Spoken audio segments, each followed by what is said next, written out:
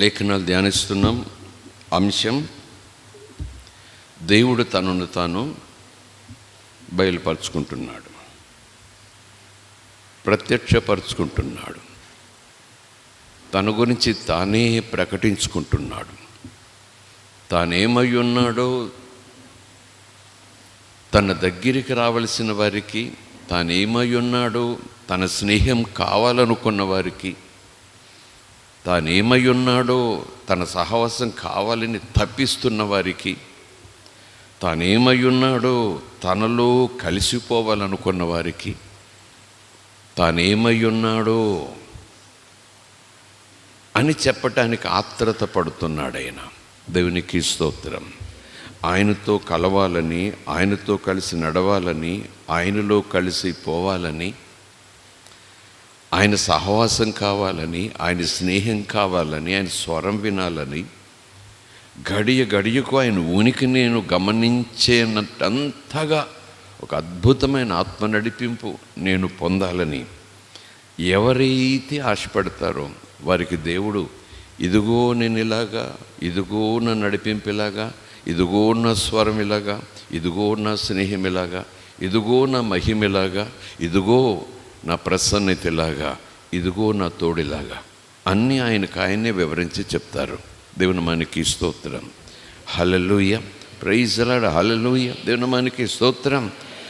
ఆయన తనను తాను బయలుపరుచుకున్న తర్వాత తాను ఏమై ఉన్నాడో అది చెప్పకపోతే సాగిలపడవలసినటువంటి మనము, నమస్కారం చేయవలసినటువంటి మనము, ఆరాధించవలసినటువంటి మనము, భయముతో వణుకుతో ఆయన సన్నిధిలో ఏం సెలవిస్తారు అన్నట్టుగా ఆత్రతతో ఎదురు చూడవలసినటువంటి మనము ఆయన సింహాసనం ముందు ఆకతాయిగా ఉండొచ్చు, అల్లరిగా ఉండొచ్చు. It is possible. There is a possibility. ఖచ్చితంగా అవకాశం ఉంది. అది జరగకూడదు. దేవుని మనకి స్తోత్రం. హల్లెలూయా, ప్రైజ్ ది లార్డ్, హల్లెలూయా.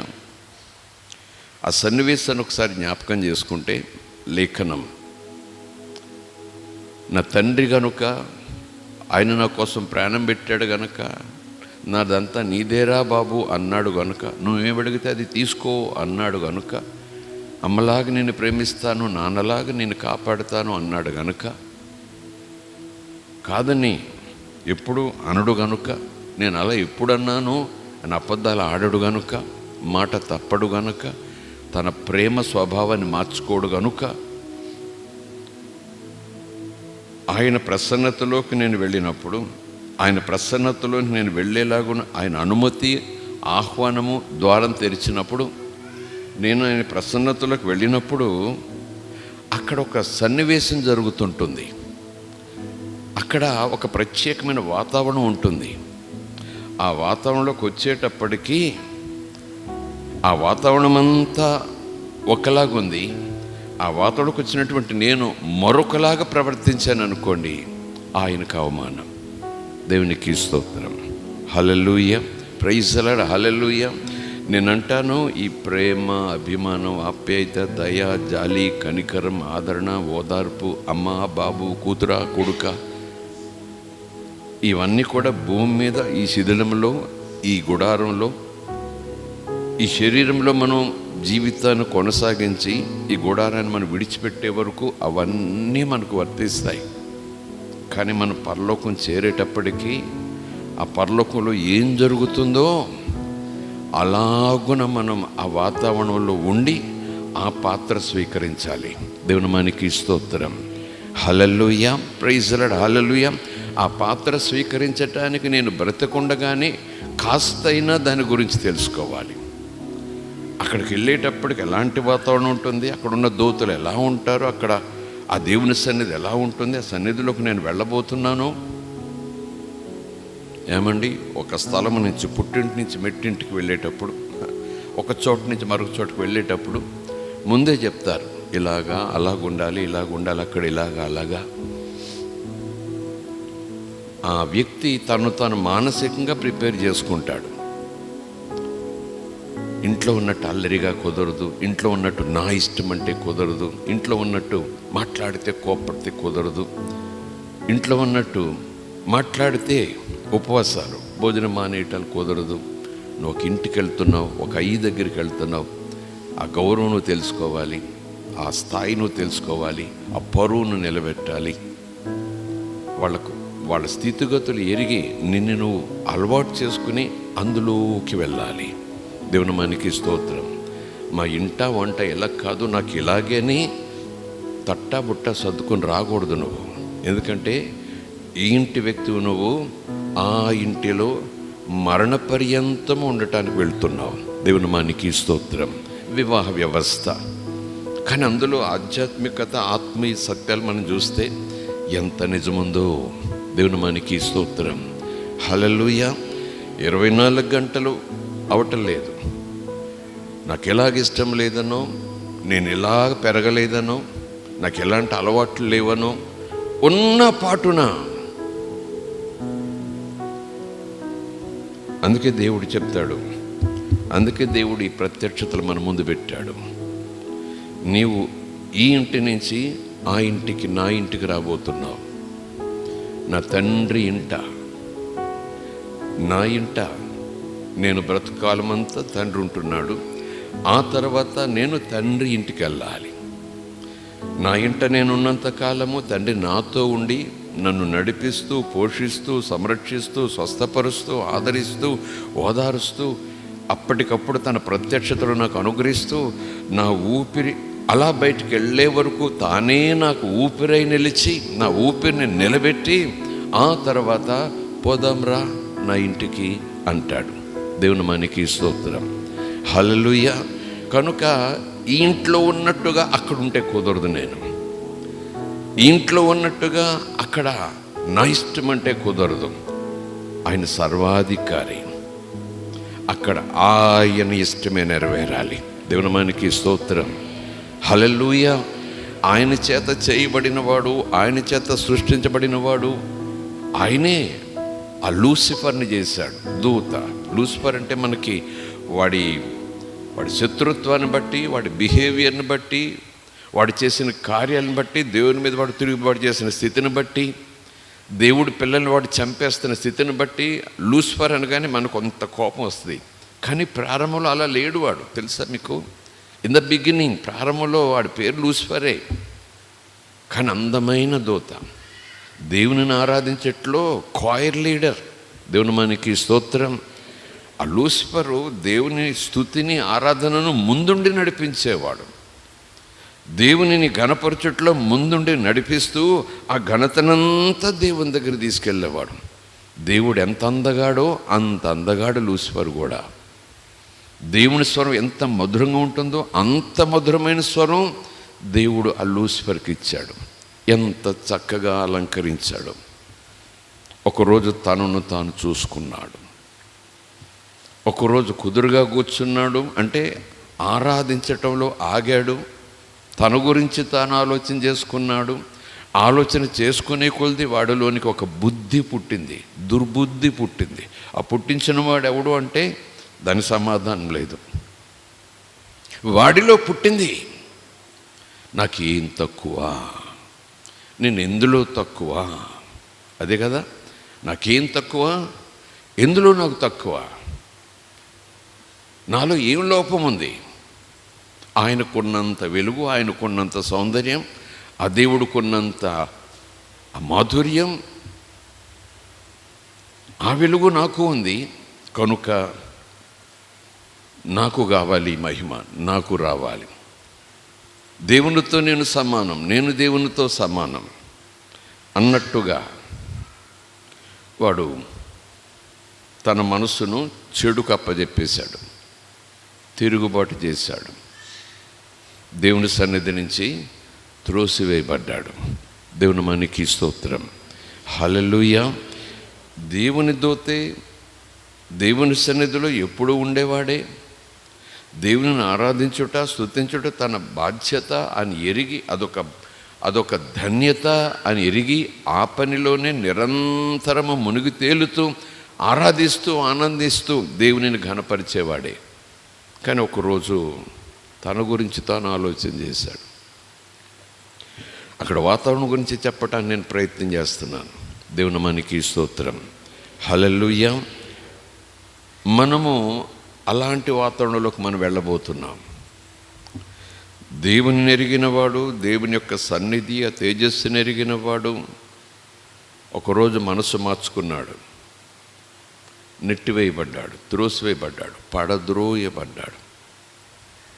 అంటే నేనేం చెప్తున్నానంటే ఆయన సన్నిధి అంత భయంకరం, అంత ఆరాధన, అంత మహిమ, అంత స్తుతి. దూతలు కూడా ఆయనకు లోబడాల్సిందే. ఆ మహిమే లోబడిలా చేసేస్తుంది. ఆయన సన్నిధిలో తల ఉంచేలాగా చేసేస్తుంది. సాగిలి పడిపోయేలా చేసేస్తుంది. దూతలరా సాగిలిపడండి, నమస్కారం చెయ్యండి, చప్పట్లు కొట్టండి అని చెప్పాల్సిన పనే లేదు. ఆ వాతావరణంలోనే మనం అలాగైపోతాం. దేవుని నామానికి స్తోత్రం. అలాంటి వాతావరణం దేవుడు అప్పుడప్పుడు మనకి ఎక్కడ ఇస్తాడు. అప్పుడప్పుడు ఇచ్చినప్పుడు మనకి ట్రైనింగ్ అనమాట. సితిరియో రబబబరికలదరషి. Glory be to God. Hallelujah. దేవుని నామానికి స్తోత్రం. అలాంటి అనుభూతి, అలాంటి వాతావరణం, అలాంటి ప్రాక్టీస్ మనకు అప్పుడప్పుడు. ఒకసారి బెడ్రూమ్లో మనం పడుకుందాం, అలసిపోయాను, పిల్లలు పడుకున్నారు, ఆయన పడుకున్నాడు, లేకపోతే ఆవిడ పడుకుంది, ఇక నేను పడుకుందాం అన్నప్పుడు ఏంటో తెలీదు, లేవాలనిపిస్తుంది, మోకరిల్లాలనిపిస్తుంది, ఒక పాట పాడుకోవాలనిపిస్తుంది. అనిపించుతుంటే ఆలోచన వస్తుంది, ఇదేంటి నేను ఇలాగ అనుకుంటున్నాను, పడుకోవాల్సిందని నేను అనుకున్నా సరే మనం మోకరిల్లుతాం. మోకరిలో లేకపోతే కూర్చున్న పాట పాడుకుంటుంటే ఆ సమయంలో నీ చుట్టూ దేవుని సన్నిధి ఆవరించి నిన్ను సాగిలిపడేలా చేసేస్తుంది. దేవుని నామానికి స్తోత్రం. హల్లెలూయా. పిల్లలు లేస్తారేమో చూస్తారేమో, ఆయన లేస్తాడేమో చూస్తారేమో, ఎవరన్నా చూస్తారేమో అనుకునేలాంటి స్థలం కాదు కనుక ఆ సమయంలో మోకరిల్లి కళ్ళల్లోంచి నీళ్ళు వస్తుంటే 2 చేతులు ఎత్తేసి మౌనంగా ఉండిపోతావు అక్కడ. అప్పుడప్పుడు ఇస్తాడు దేవుడు అనుభవం. దేవుని నామానికి స్తోత్రం. అలాంటి అనుభవాలు ఎందుకు దేవుడు ఇస్తాడు అంటే నా ఆనందం కోసం. లేదా అనుభవాన్ని నేను బయటికి చెప్తే అమ్మో నువ్వెంత ధన్యుడువో అని చెప్పేస్తే నేను కొంచెం అతిశయపడటానికి. అవును కదా, నాకేదో దేవుడు గుడ్ మార్కులు, గొప్ప బిరుదులు ఇచ్చినట్టుగా అనుకోవటానికి. నేను ఈ మధ్యాహ్నం ప్రభు సన్నిధిలో నిలబడి చెప్తున్నాను, అనుభవాలు నా యొక్క కిరీటంలో తురాయిలు పెట్టిన ఇన్ని తురాయిలు పెట్టాడు దేవుడు అని చెప్పుకోవటానికి కాదు. దేవుడు నన్ను అక్కడ ఏ రీతిగా ఉండాలో ఇక్కడ సిద్ధపరుస్తున్నాడు అనుకుంటాను. నేను అనుకోమని చెప్తున్నాడు దేవుడు ఈ మధ్యాహ్నం. దేవుని నామానికి స్తోత్రం. Praise the Lord. హల్లెలూయా. నువ్వు అతిశయించటానికి కాదు అనుభవాలు నీకు. ఇది గొప్ప అనుకొని ఆ గొప్పలు చెప్పుకోవటానికి కాదు ఈ అనుభవాలు. అపొస్తలుడైన పౌలు అంటాడు కదా, 3వ ఆకాశమునకు ఎక్కిపోయిన ఒక మనుష్యుని నేను ఎరుగుదును. పండితులు, చరిత్రకారులు పరిశుద్ధాత్మ యొక్క జ్ఞానంతో వాళ్ళు నింపబడగా దేవుడు వాళ్ళకు బయలుపరిచిన విషయాన్ని బట్టి చాలామంది చెప్పే మాట ఏంటంటే, ఒక మనుష్యుని నేను ఎరుగుదును అంటే ఎవరో కాదట, పౌలేనట. దానిని ముందు పెట్టి దైవజనులు సేవలకు మాటలు చెప్తారు. పేరు చెప్పుకోవటానికి కూడా ఇష్టపట్టలేదు. ఒక మనుష్యుడికి ఒక అనుభవం, 3వ ఆకాశమునకు ఎక్కిపోయిన అనుభవం. దేవుని నామానికి స్తోత్రం. హల్లెలూయా. మొదటి ఆకాశంలోనికి త్రోయబడ్డారు. ఆకాశం మనకు కనపడే ఆకాశం అంటే అది తెరలా ఉంటుంది కానీ ఏముండదు, శూన్యం, ఖాళీ. అట్మాస్ఫియర్. స్పియర్ అంటే అదొక ప్రదేశం, అట్మాస్ఫియర్ అంటారు సైన్స్లో. 2వ ఆకాశము ఆ పైన పరదేశం. 3వ ఆకాశము దేవుని సింహాసనం ఉండే చోటేమో అంటారు కొంతమంది దైవజనులు. దేవునికి స్తోత్రం. హల్లెలూయా. 3వ ఆకాశమునకు ఎక్కిపోయిన మనుష్యుని నేను ఎరుగుదును అని పౌలు తన గురించే చెప్తున్నాడు. కానీ అతిశయం ఎక్కువైపోతే ఎక్కడ తాను స్వనీతిపరుడైపోతాడేమో, గొప్పలు చెప్పుకునేవాడు అయిపోతాడేమో అన్నట్టుగా ఇదిగో నా శరీరంలో ఒక ముళ్ళు ఉంచబడిందని మళ్ళీ వెంటనే చెప్పుకుంటూ వస్తాడు. దేవునికి స్తోత్రం, హల్లెలూయా. ఆ మాట ఎందుకు దేవుడు జ్ఞాపకం చేశారో పరిశుద్ధాత్ముడు పౌలు గురించి, నేను ఒక మనుష్యుడిని ఎరుగుదును, అతనికి అనుభవం ఉంది. మనలో మన మాటగా విమర్శగా చెప్పుకోవటం లేదు కానీ, అసూయతో చెప్పుకోవటం లేదు కానీ, దైవజనునిగా లేదా నేను దైవజనుడినైతే అనే ప్రశ్నలు వేసుకుంటూ, ఒకవేళ దేవుడు ఏదైనా అనుభవాలు నాకు ఇస్తే మురిసిపోవటం, గొప్పలు చెప్పుకోవటం, కరపత్రాలు వేసుకోవటం, ఊరువాడ చాటించుకోవటం మంచిది కాదేమో.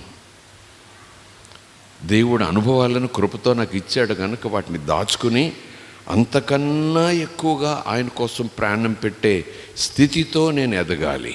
దేవుని మనకి స్తోత్రం, హల్లెలూయా. నేను కాపరిగా ఉన్న సంఘానికి ప్రజలందరూ పోగై రావాలంటే నా అనుభవాలన్నీ అందులో రాసి, అమ్మో ఈయన గొప్ప దైవజనుడు, ఇలాంటి అనుభవాలు ఎవరికీ లేవు అని అనుకుని వచ్చేస్తారు. చుట్టుపక్కల సంఘాలన్నీ ఖాళీ అయిపోతాయి. ఏమో పౌలు ఎందుకు అన్నాడో మాట, ఒక మనుష్యుని నేను ఎరుగుదును, అతనికి అనుభవం ఉంది, అయినా నేనేమీ కానంటున్నాడు పౌలు. దేవుని మనకి స్తోత్రం, హల్లెలూయా. అందుకే ఈ మధ్యాహ్నం మీరు నేను కలిసి పరిశుద్ధాత్మని పాదాల దగ్గర కూర్చున్నాం కనుక, దేవుడు మనకు ఏ అనుభవం ఇచ్చినా మనస్సులోనే అతిశయపడుతూ, అతిశయం వెనకాలే కృతజ్ఞతతో, దేవంతా నీ కృప వల్ల ఈ అనుభవం నేను పొందుకున్నాను. దేవుని మనకి స్తోత్రం, హల్లెలూయా. ఆ స్థాయికి మనం ఉండే కొలది మనలను ఇంకా ఇంకా ఇంకా అనుభవాలకు తీసుకుపోతాడు. కానీ అనుభవాలను గొప్పదిగా చేసుకుంటూ, అనుభవమే గొప్పతనం అనుకుంటూ, అనుభవంతోనే నేను గొప్పలకు పోతుంటే, లేఖనంలో ఉంది, ఆ గొప్పలకు పోయే కొలది దేవుడు నేను నమ్ముతున్నాను ఇక అనుభవాలు ఇవ్వడు. హెచ్చిపోతుంటే అనుభవాలు ఇవ్వడు. ఆ ప్లేస్కి వచ్చేటప్పటికీ ఒక అతిశయం, ఒక గర్వం నాలోకి వచ్చేటట్టుగా ఉండేటప్పటికీ దేవుడు తన ద్వారాన్ని కాస్త క్లోజ్ చేస్తాడు. ఎందుకంటే నాకు నేర్పించాలి, నువ్వు ఎంత తగ్గితే అంత హెచ్చించబడతావు. దేవుని మనకి స్తోత్రం, అవును కదా, దేవుడే అన్నాడు కదా, నువ్వు ఎంత తగ్గితే అంత హెచ్చించబడతావు. యేసుప్రభు కూడా చెప్పాడు, నన్ను నేను తగ్గించుకున్నాను నాన్న ముందు. ఎన్నెన్ని అనుభవాలు యేసయ్యకు, యేసయ్య ద్వారా ఎన్నెన్ని అనుభవాలు మనకు తెలియదు ఆ సంగతులు. ఆయన మాట, ఆయన చూపు, ఆయన స్పర్శ, ఆయనతో పాటు నడవటం, ఆయన ఇచ్చినవి తినటం, ఆయన గద్దింపైనా సంతోషం, ఆయన హెచ్చరికైనా సంతోషం. ఆయన తగ్గించుకుంటూ తగ్గించుకుంటూ తగ్గించుకుంటూ నానాని ఇష్టం, నానాని ఇష్టం, నానాని ఇష్టం అంటూ ఉండే కొలది తండ్రి ఆయనను గొప్ప గొప్ప గొప్ప అనుభవాల్లోకి తీసుకెళ్ళిపోయాడు. దేవుని మనకి స్తోత్రం. ఆయనకు మహిమ కొత్త, యేసయ్యకు మహిమ తెలీదా? యేసయ్యకు మహిమ కొత్త. కానీ ఆయన మహిమను విడిచిపెట్టి నరుని కుమారునిగా ఉండటానికి, మనిషి కుమారుడుగా ఉండటానికి ఇష్టపడ్డాడు. నేను అంటున్నాను, ఆ తగ్గింపు, ఆ విధేయత, ఆ భయభక్తులు, తండ్రి మాట పట్ల విధేయత, ఇది తండ్రి మాట అంటూ ఇది నా మాట కాదు, తండ్రి మాట, ఈ తండ్రి ప్రతినిధిగా నేను వచ్చాను అన్నట్టుగా ఆ తగ్గింపు మాటలు నేనే అని ఎప్పుడూ అనలేదు. తండ్రిని బట్టే నేను, తండ్రి ఆ తండ్రి మార్గంలోనే నేను, తండ్రి చెప్పినట్లే నేను. దేవుని మనకి స్తోత్రం. ఇదే వచ్చింది దేవునిని సేవించే విశ్వాసులలో లోటు. ఇదే వచ్చింది దేవునిని సేవించే సేవకులలో లోటు. నేనే నన్నే నాకే బయలుపరుస్తాడు దేవుడు. నేనే సేవకునికి, ఎవరు సేవకులు లేరు చుట్టుపక్కల, నాదే సేవ. మిగిలిన అన్నీ కూడా సేవలే కాదు.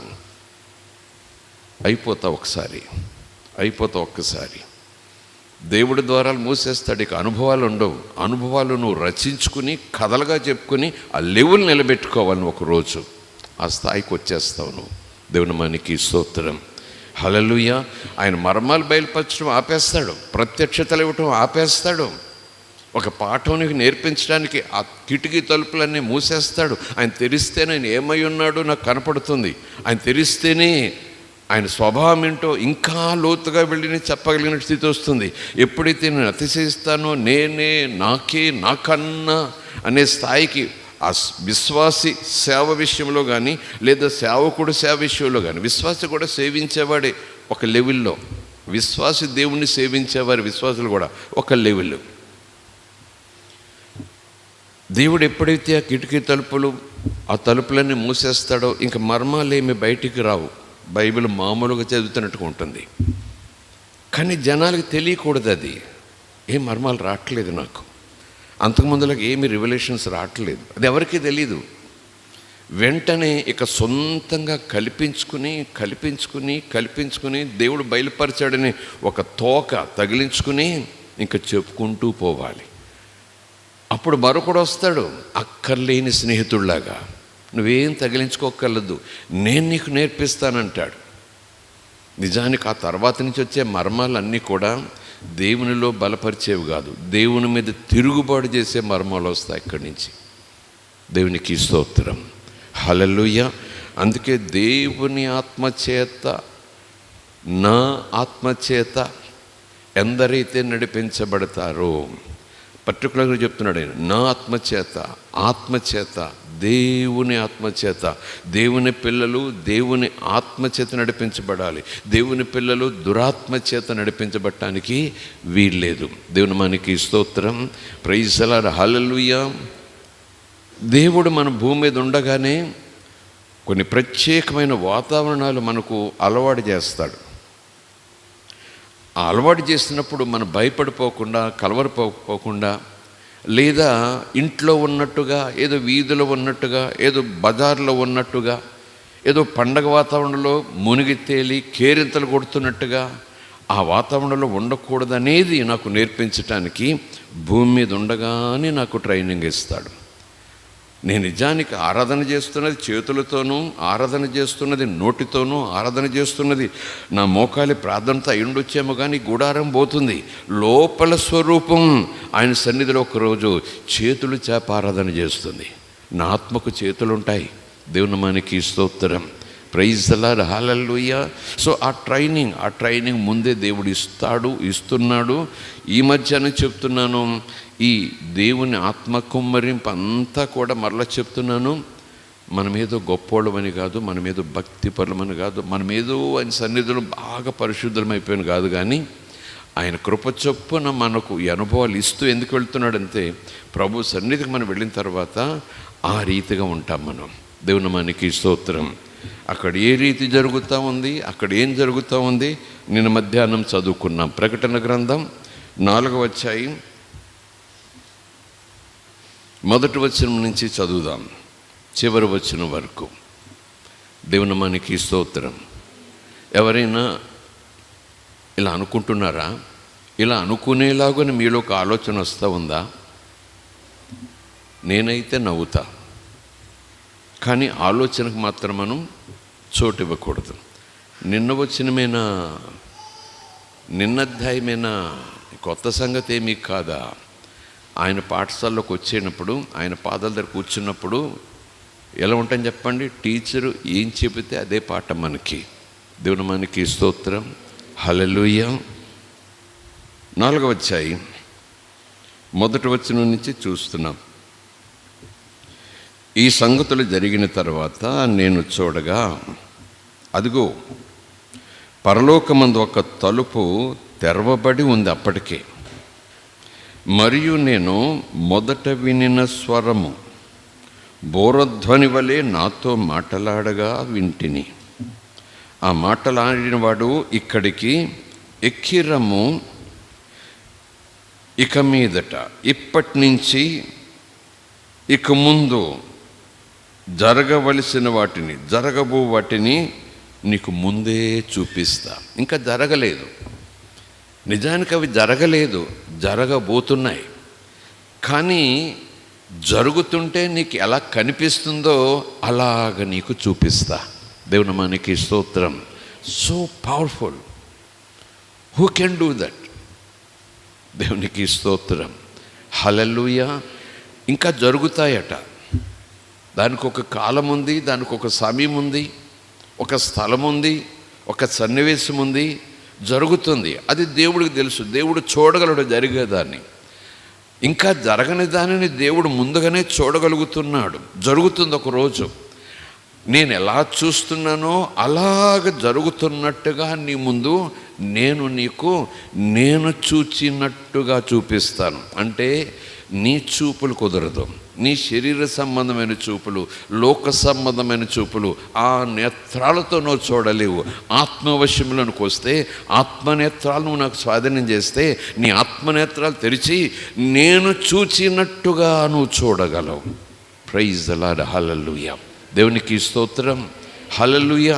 Then only you can understand. నా కళ్ళతో నువ్వు చూడాలి, నేను చూసినట్టుగా నువ్వు చూడాలి, నేను చూపించినట్టుగా నువ్వు చూడాలంటే నీ కళ్ళతో నువ్వు చూస్తే ఈ లోకపు ఆ పుసులన్నీ నీ కళ్ళల్లో ఉంటాయి. ఆ లోకపు నలకలన్నీ, ఆ మచ్చలన్నీ, ఆ తెరలన్నీ నీ కళ్ళల్లో ఉంటాయి. కనుక నీ కనులు లేదా ఆ దృష్టి పక్కకు పెట్టు. నేను నా దృష్టి, నా చూపు, నా ఎబిలిటీ అది నీ కంటికి ఇస్తాను. నీ ఆత్మనేత్రం తెరుస్తా, చూడు. దేవుని మనకి స్తోత్రం. హల్లెలూయా. మామూలుగా చెప్తున్నాను, మాట వరుసకు చెప్తున్నాను, ఒక ఆలోచన రావటానికి చెప్తున్నాను. దేవుడు ఒకవేళ మనకు చూపించాలనుకుంటే, లేదా ఒకవేళ దేవుని దగ్గర సరదాగా మనం అడిగితే, అయ్యా నేను 70 సంవత్సరాల వయసులో ఎక్కడుంటానో, ఏం చేస్తుంటానో, ఎలాగుంటానో ఇప్పుడు నాకు చూపించవా అని అడిగామనుకోండి. ఏది నాకు ఇంకా 70 రాలా, నువ్వు ఇంకా 20లో ఉన్నావు, లేకపోతే 15లో ఉన్నావు. 70 సంవత్సరాలకు నేను ఎలా ఉంటానో, ఎక్కడుంటానో, నా చుట్టూ ఎవరుంటారు, నా వెనక ముందు ఏం జరుగుతుంటాయి, అప్పటికి రోడ్లు ఎలా ఉంటాయి, అప్పటికి చుట్టుపక్కల వాతావరణం ఎలా ఉంటుంది అని అడిగామనుకోండి. ఈ మాట చొప్పునే చెప్తున్నాను నేను.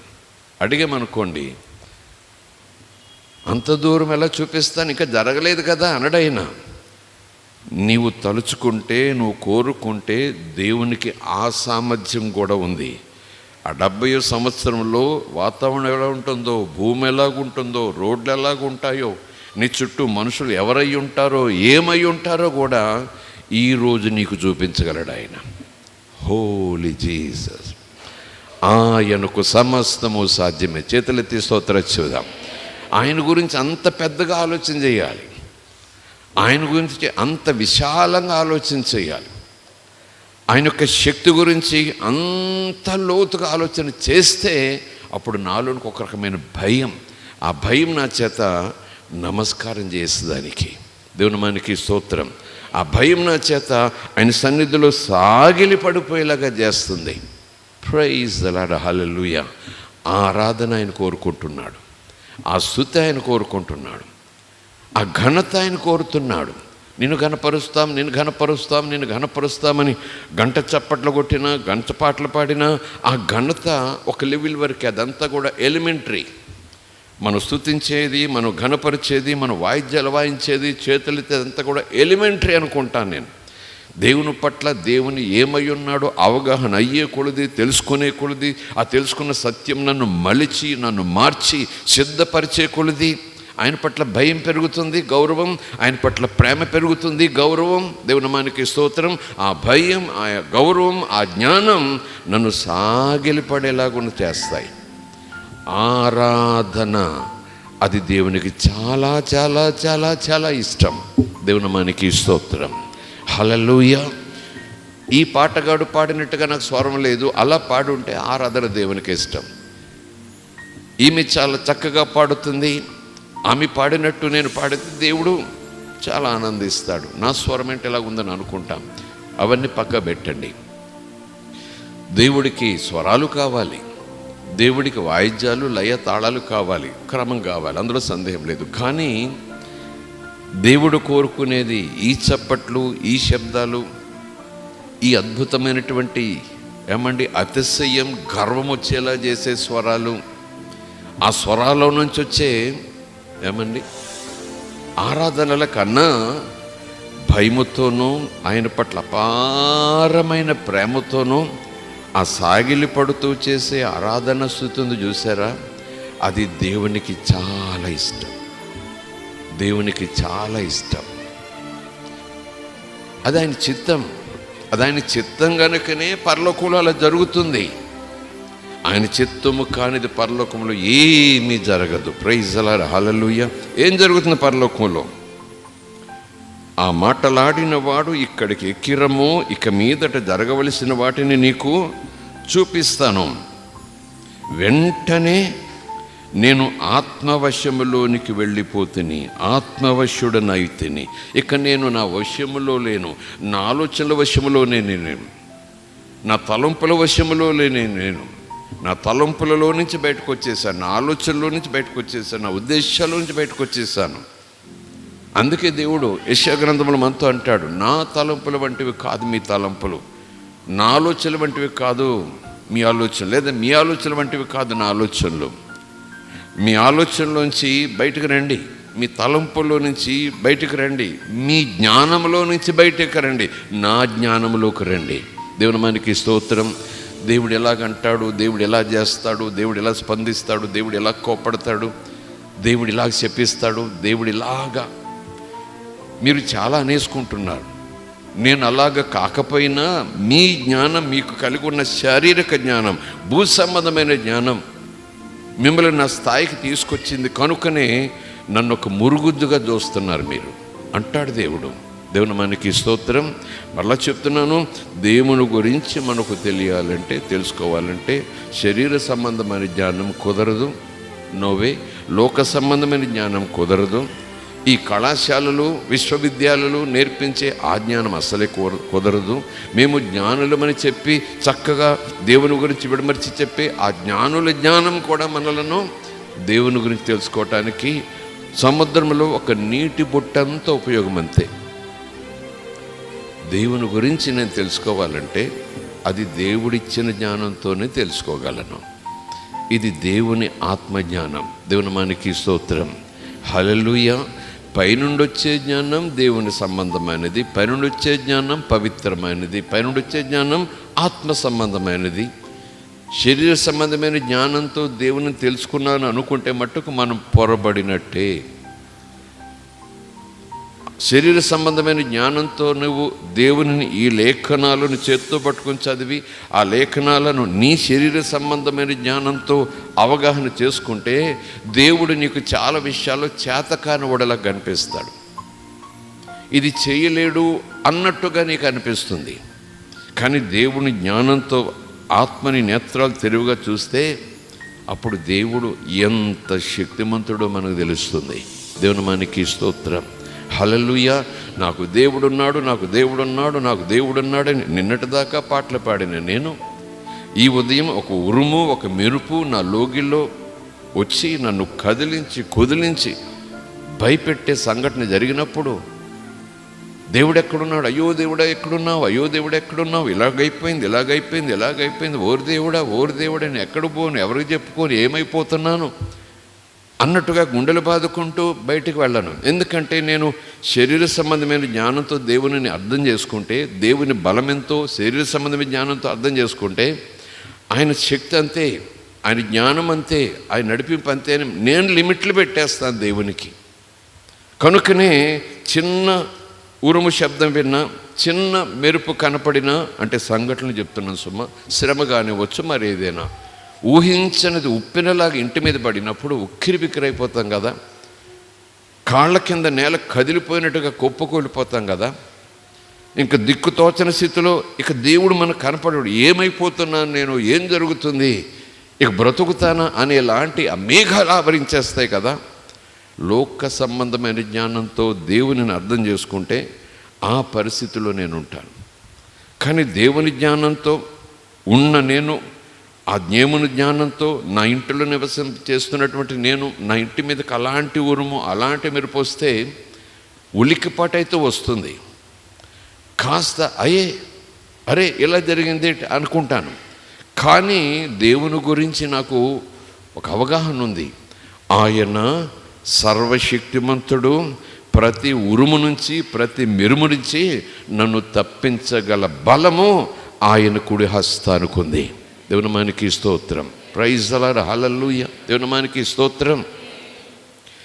ఒకవేళ ఎవరైనా ఒక వ్యక్తి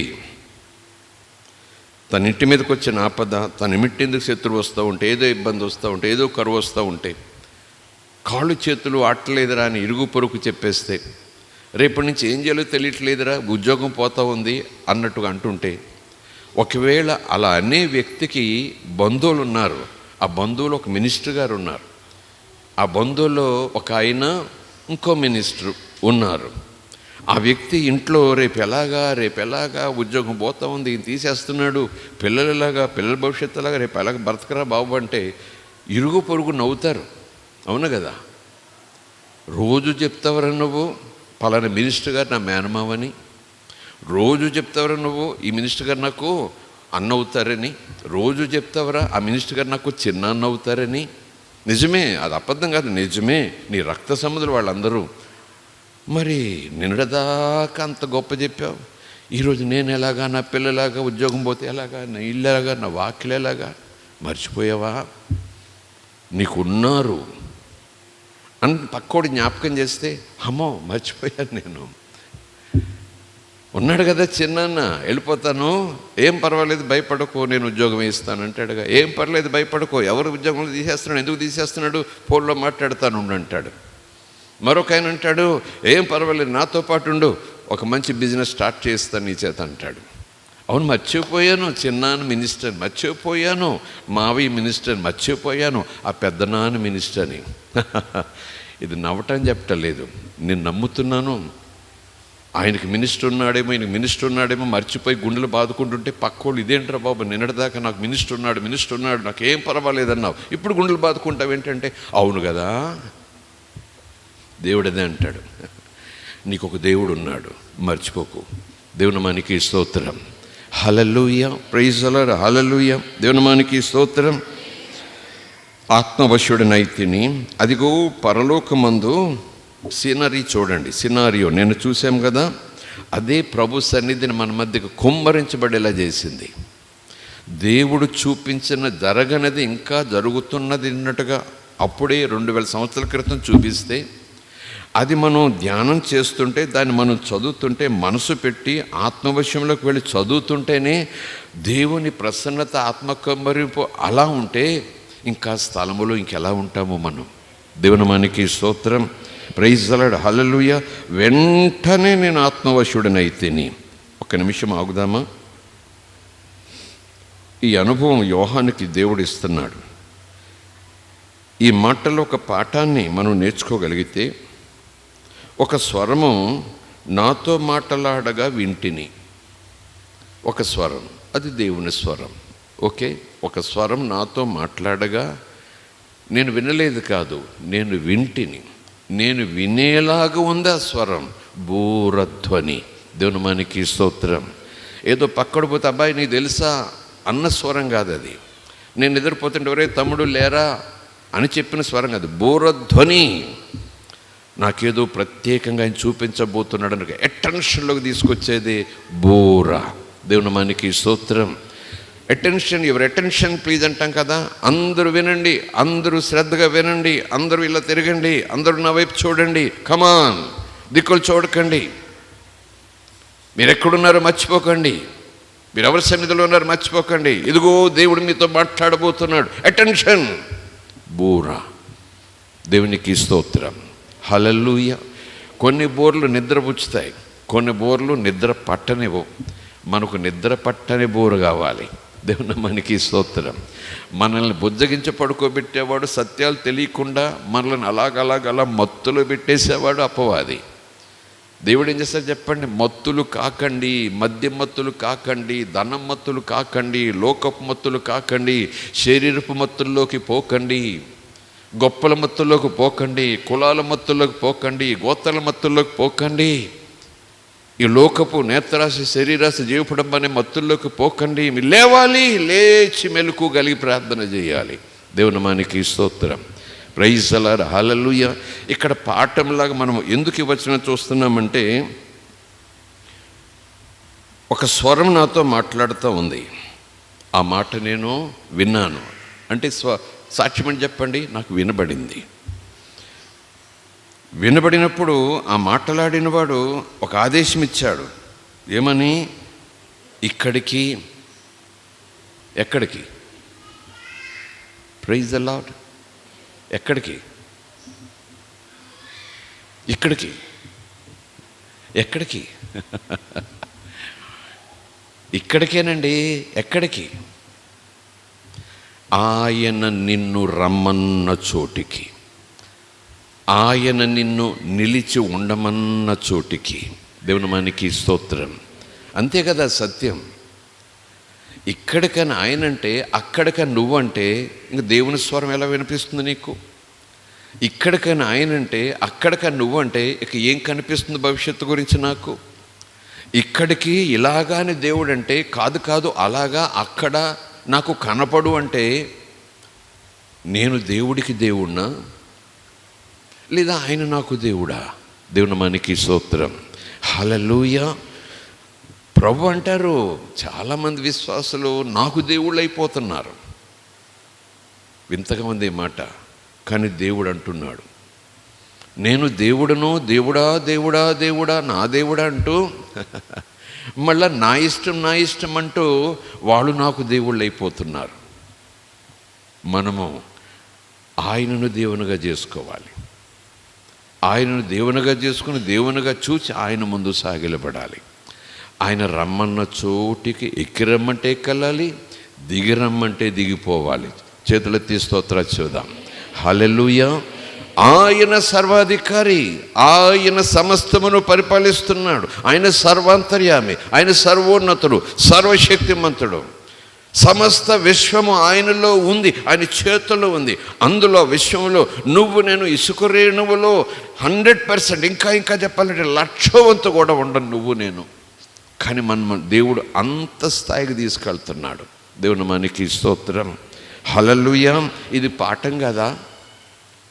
దేవుడు ఆగండి, ఆలోచన చేయండి, ఈ మాటల్లో మీకు ఏమైనా తెలుస్తుందా అంటున్నట్టుగా చూస్తే, ఆయన ఇక్కడ అంటే నేను అక్కడ అంటున్నాను, ఆయన ఇలాగా అంటే నేను అలాగా అంటున్నాను అనేలాగున నా విశ్వాసం ఉంటే, ఈరోజు దేవుడు మాట్లాడుతున్నాడు. ఏదో కనపడాలి, ఏదో వినపడాలి, నాకేదో జరగాలి, నా ఇంట్లో ఏదో జరగాలి, నేను ఏదోలాగా అయిపోవాలంటే అక్కడ కాదు ఇక్కడ. దేవుని మనకి స్తోత్రం. అలా కాదు, ఇలాగా బోధలు, ఇలాంటి బోధలు మన దగ్గరికి వస్తే జాగ్రత్త, మెలకుగా వినండి. ఆయన రమ్మంటాడు, నువ్వు వెళ్ళాల్సిన పని లేదు, నువ్వే మోకాళ్ళు వేసి ఇక్కడికి రాను, వస్తాడైనా అనే బోధలు. ఆయన ఎప్పుడు వస్తాడు? నేను పడి ఉన్నప్పుడు, చెడు ఉన్నప్పుడు, చితికిపోయినప్పుడు, బాధపడుతున్నప్పుడు, దిక్కుతోచినప్పుడు, కాళ్ళలో బలం లేనప్పుడు, కన్ను కాననప్పుడు, శత్రువులు గుమ్ముకూడి నా అంతాన్ని చూస్తున్నట్టుగా ఊపిరి సలపకుండా చేస్తున్నప్పుడు, ఉక్కిరిబిక్కిరి అయిపోతున్నప్పుడు, ఇక నేను అయిపోయాను, నీటి బుడగలాగా అయిపోతున్నాను అన్నప్పుడు తప్పక ఆయన వస్తాడు. రమ్మని చెప్పక్కర్లేదు, ఉన్నపాటుని లేవనెత్తుతాడు. దేవుని మనకి స్తోత్రం, ప్రైజ్ ది లార్డ్, హల్లెలూయా. నీ కాళ్ళల్లో బలం ఉన్నది, నీ మోకాళ్ళలో బలం ఉన్నది, నీ కంటికి చూపు ఉంది, నీ నోటికి మాట ఉంది, నీ చేతికి బలం ఉంది, నీ అరిపాదములకు పరుగులు పెట్టే లేడి కాళ్ళలాంటి శక్తి ఉంది నీకు. వినగలిగిన శబ్దం, వినగలిగిన ఆ వినికిడి శక్తి కలిగిన చెవులు ఉన్నాయి నీకు. మాట్లాడగలిగిన స్వరం ఉంది నీకు. ఉందని ఎరిగినవాడు కనుక నేను రమ్మని పిలుస్తున్నాడు. ఉందని ఎరిగినవాడు కనుక నేను వినమని పిలుస్తున్నాడు. ఉందని ఎరిగినవాడు కనుక చూడు, నేను చూపించబోయే స్థితిని అంటున్నాడు. దేవుని మనకి స్తోత్రం. కనులు లేకపోతే చూడమని ఎలాగంటాడైనా, కాళ్ళల్లో బలం లేకపోతే రమ్మని ఎలాగంటాడైనా అని మనలో మనం ఆలోచన చేస్తే, ఈ పాట మనకు నేర్పిస్తున్నాడు ప్రభు. నేను దిగిరమ్మనే సమయాలు ఉంటాయి, ఎక్కిరమ్మనే సమయాలు ఉంటాయి. ఆ రెండు చీటను సిద్ధంగా ఉండాలి. దేవుని మనకి స్తోత్రం, హల్లెలూయా, ప్రైజ్ ది లార్డ్, హల్లెలూయా. ఎక్కిరము మాటలాడగా విన్నాను. ఆ మాట అలాగుంది, బోరధ్వనిగా ఉంది, నేను గుర్తుపట్టగలను. అది మామూలు స్వరం కాదు, అది మనిషి స్వరం కాదు. లేదు లేదు లేదు, ఆ స్వరం నేను గుర్తుపట్టగలను. ఆ స్వరం వింటుంటేనే నాకు అనిపిస్తూ ఉంది లోబడాలి అని. ఆ స్వరం వెనకాల వెళ్ళాలనే స్వరం వింటుంటూనే నాలో అనిపిస్తూ ఉంది. నేనంటాను అదే ఆత్మ నడిపింపు. నా గొర్రెలకు నా స్వరం తెలుసు. దేవుని మనకి స్తోత్రం. గుర్తుపట్టేస్తా ఇట్టే నన్ను. ఏదో పెద్ద శబ్దం వచ్చింది, ఏవో మాటలు వచ్చాయి, ఆ మాటల్లో వివరం ఏంటో నాకు తెలీదు. ఏదో మాట్లాడినట్టుగా ఉంది, కుడో ఎడమో నాకు సరిగ్గా తెలియలేదు, ముందా వెనక నాకు తెలియలేదు, కూర్చోవాలని చోట తెలియలేదు, ఏదో పెద్ద బోరధర వచ్చింది కానీ నాకు అస్సలు అర్థం కాలేదు అనేటటువంటి పరిస్థితి మన ముందు పెట్టాడు. ఆయన బోరధ్వనిగా మాట్లాడిన చల్లని మెల్లని మౌనంలో నుంచి వచ్చేటటువంటి రీతిలో మాట్లాడినా నీకు తెలుస్తుంది నీ ప్రభు నీతో మాట్లాడుతున్నాడని. నీకు తెలుస్తుంది ఆత్మదేవుడు నీతో మాట్లాడుతున్నాడని. దేవుని మనకి స్తోత్రం. But I'm not able to listen. నాకు తెలియటం లేదండి అంటే, అయితే దేవుడు అప్పది కూడా నా గొర్రెకు నా స్వరం తెలుసు అన్నాడు ఆయన. నాకు తెలియటం లేదంటే, అయితే దేవుడు అబద్ధాలు ఆడుతున్నాడా? నేను నీ గొర్రెని అంటున్నావు, నీ స్వరం నాకు తెలియదు లేదంటే దేవుడు అప్పది కూడా. ఆ స్వరమును అర్థం చేసుకునే స్థాయిలో నుంచి నువ్వు దిగిపోయావు. అసలు ఆ స్థాయి నువ్వు కోరుకోలేదు. ఆ స్థాయిలోనికి ఎప్పటికే నువ్వు రావాలి. దేవుని మనకి స్తోత్రం. హల్లెలూయా. ఆయన స్వరము ఏ గొర్రెలు గుర్తుపట్టగలవు? కాపరి స్వరము ఏ గొర్రెలు గుర్తుపట్టగలవు? ఆయన ముందు నడవగా ఆయన వెనకాలే వెళ్ళే గొర్రెలకు. ఒక పూట నడిస్తే అయిపోతుందా? తెలియదు కదా. ఆయన వెనకాలే, కాపరి ముందు వెళ్తున్నాడు, గొర్రెలు వెనకాల, కాపరి ముందు వెళ్తున్నారు, గొర్రెలు వెనకాల, కాపరి ముందు వెళ్తున్నారు. కొంతకాలమైంది, కొంత సమయమైంది, ఆయన కనపడకపోయినా ఇదిగో అనగానే గొర్రెకు తెలిసిపోతుంది నా కాపరి స్వరం. దేవుని మనకి స్తోత్రం. దేవునితో సహవాసం, ప్రధాన కాపరిని యేసుతో సహవాసం. నా గొర్రెలు నా స్వరం తెలుస్తుంటే అయ్యో నా స్వరం వెళ్ళకపోతున్నట్టు, అయితే నువ్వు ఆయన గొర్రెవు కాదేమో అని నేను బయటకు త్రోసేయను. ఆయనతో సహవాసం, ఆయనతోడి జీవితం, ఆయన వాక్యానుసారంగా జీవించేటటువంటి ఆ తీవ్రత, ఆయన స్వరాన్ని గడియకును గుర్తుపెట్టగలం.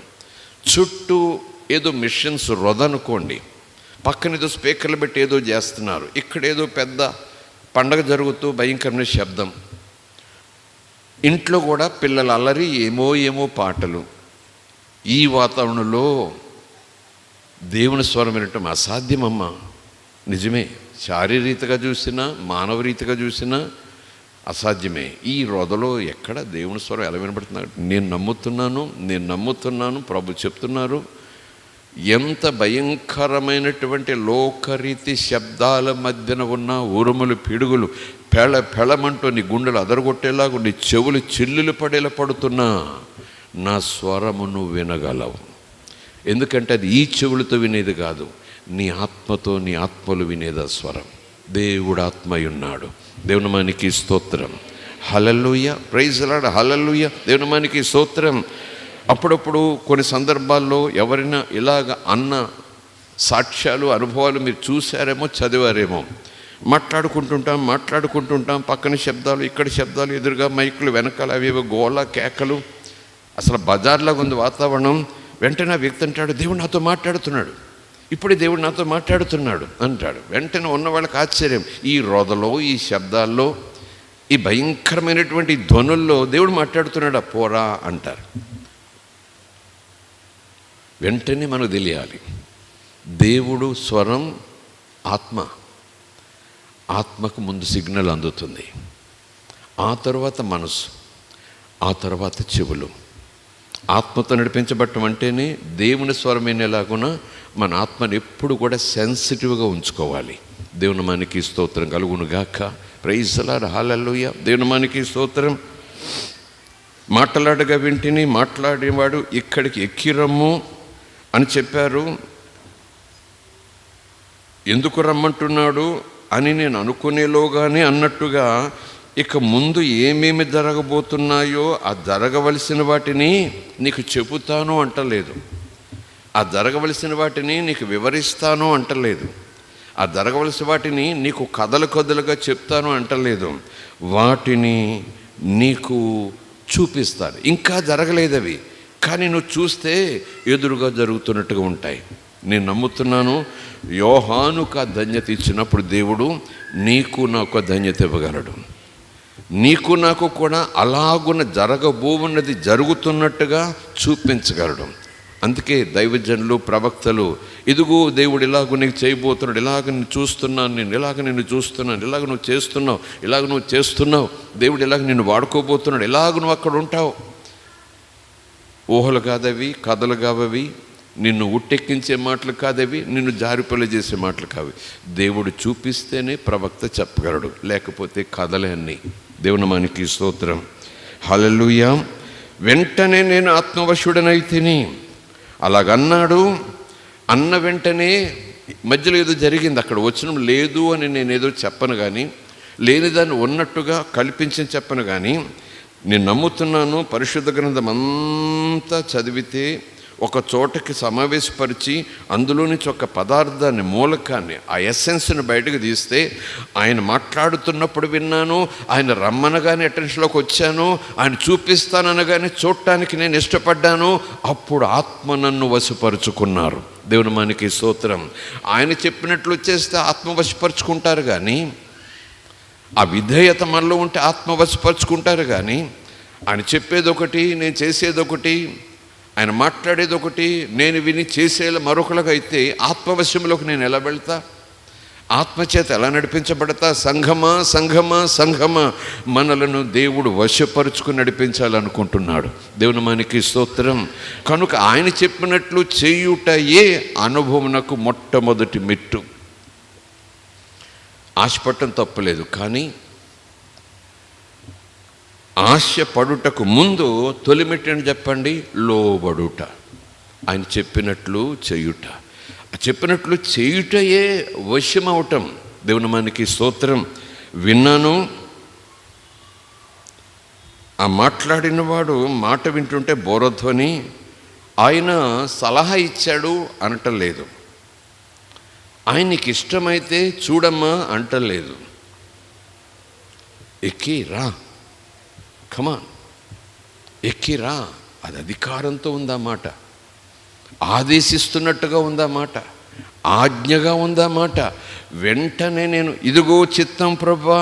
యోహాను కదా అప్పటికే ఆత్మచేత నింపబడి నడిపించబడుతున్నాడు. పద్మసు దీపంలో పరిశుద్ధాత్మల్లో ఐక్యమవుతూ దేవుని యందు ఎడారిలో ఉన్న, దీపంలో ఉన్న, చుట్టూ తన వాళ్ళు ఎవరూ లేకపోయినా, చెప్పుకోవడానికి ఎవరూ లేకపోయినా, కలిసి ప్రార్థన చేసుకోవడానికి ఎవరూ కూడా తోడు లేకపోయినా సరే, ఆత్మలో ఆనందిస్తున్నటువంటి యోహానుకు వెంటనే నేను సిద్ధపడి తిని ఆత్మ నన్ను వశపరుచుకొని, నేను ఆత్మవశము కాగా నా కన్నులు తెరవబడ్డాయి. నేను ఆత్మవశుడినై ఉండగా ఇదిగో సింహాసనమును చూచి తిని.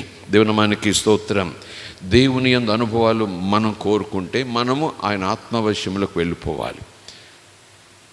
ఇలా బటన్ నొక్కితే కనపడే లాంటిది కాదు, సినిమా లాంటిది కాదు. అది నాకు కనపడాలంటే వెంటనే దేవుడు చూడు అంటాం కాదట. ఆయన వశ్యములో, ఆయనకు విధేయతతో, ఆయన పట్ల భయభక్తులతో, ఆయన పట్ల ప్రేమతో, ఆయన చెప్పినట్లు చేసేలాంటి మనసు కలిగి మనం సిద్ధపడి ఉంటే ఆయన ఎన్నైనా చూపిస్తాడు, ఏమైనా చూపిస్తాడు, ఎంత ఎత్తుకైనా తీసుకెళ్తాడు. దేవుని మనకి స్తోత్రం కలుగునుగాక. ఇక్కడికి ఎక్కిరము, ఇక మీద జరగవలసిన వాటిని నీకు కనపరుస్తాను, చూపిస్తాను అనగానే వెంటనే నేను ఆత్మవశుడనైతిని. వెంటనే నాకు కనబడటం ప్రారంభించింది. ఏమని? అదుగో, చూసిందే చెప్పేస్తున్నాడు. అదుగో పరలోకమందు ఒక సింహాసనము వేయబడి ఉండెను, ఆ సింహాసనమునందు ఒకడు ఆసీనుడై ఉండెను. ఆసీనుడైన వాడు, ఒక ఆమె అంటలేదు, చూసారా? ఒక ఆమె సింహాసనమున్నది, ఆ సింహాసనం మీద ఒక ఆమె ఆసీనుడై ఉన్నది. దేవుడు మస్కులిన్ జనరల్, దేవుడు, గాడ్. అంటే స్త్రీలతో సంబంధం లేదా? దేవుడు పురుషుడు కనుక పురుషులే దేవుడికి కావాలా? పురుషులతోనే దేవుడు మాట్లాడతాడా? పురుషులతోనే దేవుడు సహవాసం చేస్తాడా? అంటే స్త్రీని దూరం చేసేస్తాడా? నేను అంటున్నాను, దేవునిలో సమస్తము ఉన్నాయి. అవును కదా? ఇప్పుడే చెప్పాను కదా, విశ్వమంతా భగవంతునిలో ఉంది. ఆ విశ్వం అంతటిలోనూ భగవంతుడు తన మహిమను నింపేశాడు. లోపల ఆయనే, వెలుపల ఆయనే. దేవుని మనకి స్తోత్రం. Praise the Lord. హల్లెలూయా. ఆదామును దేవుడు చేశాడు. మళ్ళీ ఆది కాండంలోకి వచ్చేస్తున్నామా? మళ్ళీ ఏబిసిడి దగ్గరకు వస్తున్నామా? ఇక్కడ మాట ఉంది కనుక దేవుడు స్త్రీగా చెప్పొద్దు, స్త్రీగా మాట్లాడొద్దు, స్త్రీ అని అనుకోవద్దు అని కొంచెం హెచ్చరిక చేయటానికి. ఎందుకంటే ఆదామును దేవుడు చేశాడు. ఆదామును దేవుడు చేసిన తర్వాత కొంత కార్యక్రమం జరిగింది. అలాగ నరుడు ఒంటరిగా ఉండటం మంచిది కాదని దేవుడు అనుకున్నాడు. అనుకున్న తర్వాత ఆదామును వేరే చోటకు పంపించలేదు.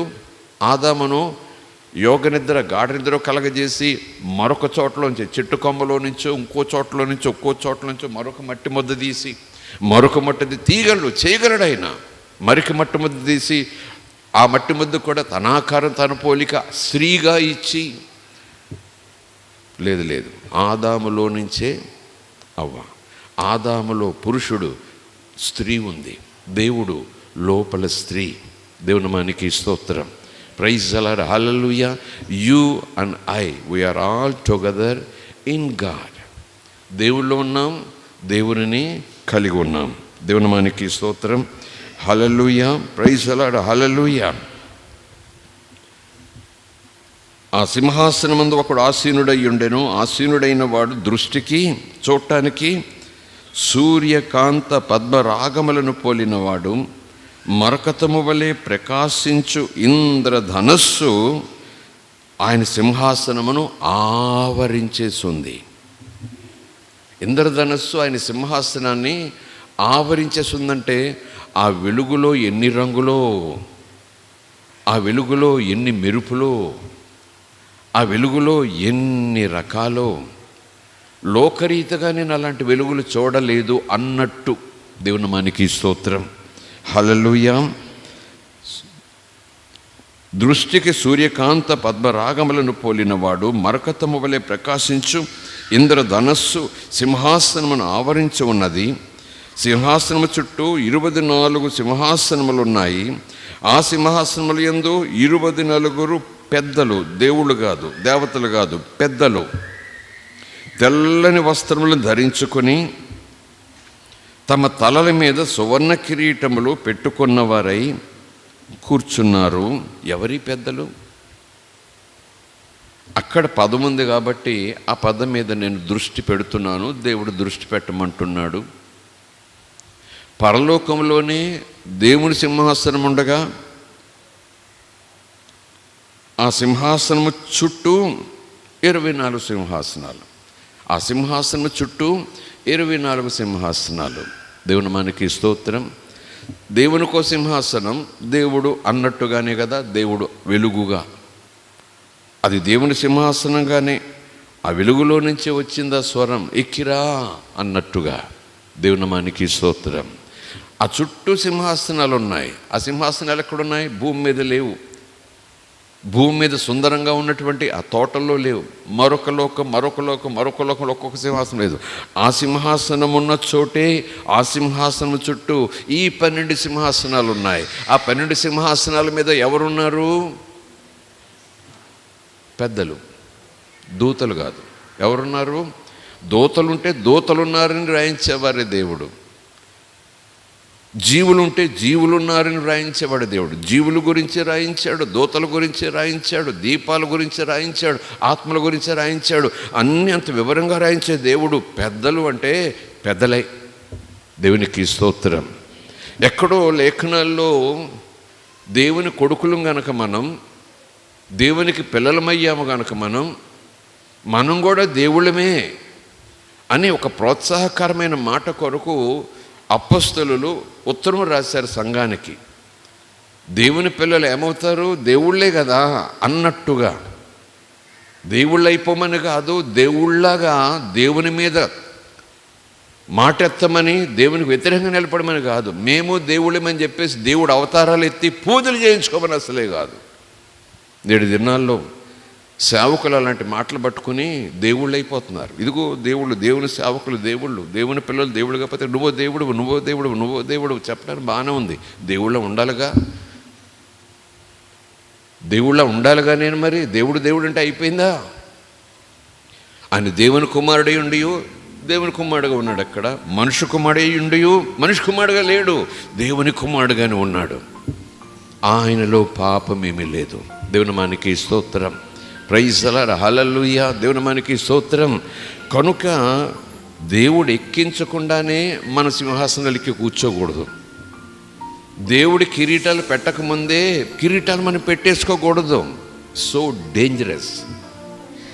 దేవుడి కిరీటం పెట్టకపోయినా అది నీ కిరీటమే, నీ కిరీటమే, పెట్టేసుకో అంటాడు అపవాది. పో అది నీ కిరీటమే, నువ్వు దేవుడివే కదా, ఆయన బిడ్డవే కదా, పోరా బాబు పోయే ఆ కిరీటం నీ తల మీద పెట్టేసుకో, ఊరే ఆయన పక్కన కూర్చో, నువ్వు దేవుడు కదా, నీ కుర్చీ అది అని అపవాది ఏం చేస్తాడు చెప్పండి? తాను కూడా అలాగే కుర్చీ వేసుకోవడానికి ప్రయత్నం చేశాడు. తాను కూడా అలాగే నేను దేవుడినే, దేవుడికి నాకు తేడా ఉందన్నాడు. ఆయన తల మీద కిరీటం ఉంది, నా తల మీద కిరీటం ఉండాల్సి ఇదిగో ఉందన్నాడు. అలాగే పడగొడతాడు అపవాది. చాలా జాగ్రత్తగా ఉండాలి. దేవుని మనకి స్తోత్రం, హల్లెలూయా. దేవుని మనకి స్తోత్రం. దేవుడు నాకు కనపడ్డాడు ఇలాగ ఎవరైనా చెప్తే, ఒక సేవకుడిని ఎవరైనా దేవుడు నాకు కనపడ్డాడు, దేవుడు తనలాగా నన్ను చేశానన్నాడు, నీవు నా ప్రజల ముందు మోషేతో అన్నాడు కదా, అహరోనుతో అన్నారు కదా, మీరు ఈ ప్రజలకు దేవుళ్ళుగా ఉంటారు అన్నాడు కదా దేవుడు అక్కడ, ఫరోకి నువ్వు దేవుడిగా ఉంటావు అన్నట్టుగా అన్నాడు కదా దేవుడు అక్కడ. ఆ వచనాలన్నీ తీసుకుని ఆయన కుర్చీ మీద కూర్చోబెట్టకుండానే మనం కూర్చుంటాం. ప్రమాదం. దేవుని మనకి స్తోత్రం. దేవుడు ఎందుకన్నాడో, ఏ ఉద్దేశంతో అన్నాడో మోషేతో ఆ మాట, అపొస్తలుల ద్వారా సంఘానికి ఏ ఉద్దేశంతో, దేవుని కుమారులు దేవుళ్ళే కదా, మనం దేవుళ్ళమని ఎందుకన్నాడు ఆ మాట, అది తెలుసుకోకుండా తగుదునమ్మా అని కుర్చీలోకి వెళ్ళి కూర్చుంటే దిగు అంటాడు దేవుడు. దేవుని మనకి స్తోత్రం, హల్లెలూయా. అన్నారు దేవుడు చాలా చోట్ల, దిగు. అందుకే యేసుప్రభు కూడా చెప్పారు, ఎక్కడికైనా నేను ఆహ్వానించినప్పుడు ఆ పెద్ద కుర్చీ చూడకు, అక్కడ కూర్చోవాలని అనుకోకు, నీ స్థాయి తెలుసుకుని అక్కడ కూర్చో. ఆ పెద్ద ఆయన వస్తాడు, నిన్ను పిలిచిన వాడు వస్తాడు, నిన్ను ఇన్వైట్ చేసిన వాడు వస్తాడు. ఆయన వచ్చినప్పుడు నిన్ను చూస్తాడు, అదేంటి అక్కడ కూర్చున్నావు, రా అని చేయబట్టి తీసుకెళ్ళి అక్కడ కూర్చోబెడతాడు. ఆయన చిత్తం లేకుండా ముందుగానే ఆహ్వానించబడ్డానని అక్కడ కూర్చున్నావు అనుకో, ఇక్కడ కూర్చున్నావేంటి, అడుగులు కూర్చో అంటే నీకు సిగ్గు కాదా? అది నీదే కుర్చీ కాదని నేను అనను, నీ పేరు కుర్చీ మీద ఉంది కాదని నేను అనను, కుర్చీ మీద కూర్చోడానికి ఆయన నేను పిలిచాడు కాదని నేను అనను, అందరితో పాటు విందులో ఉండటానికి ఆయన పిలిచాడు కాదని అనను. కానీ యేసు అంటాడు, ఆయన పిలిచే వరకు. దేవుని మనకి స్తోత్రం, ఆయన పిలిచే వరకు.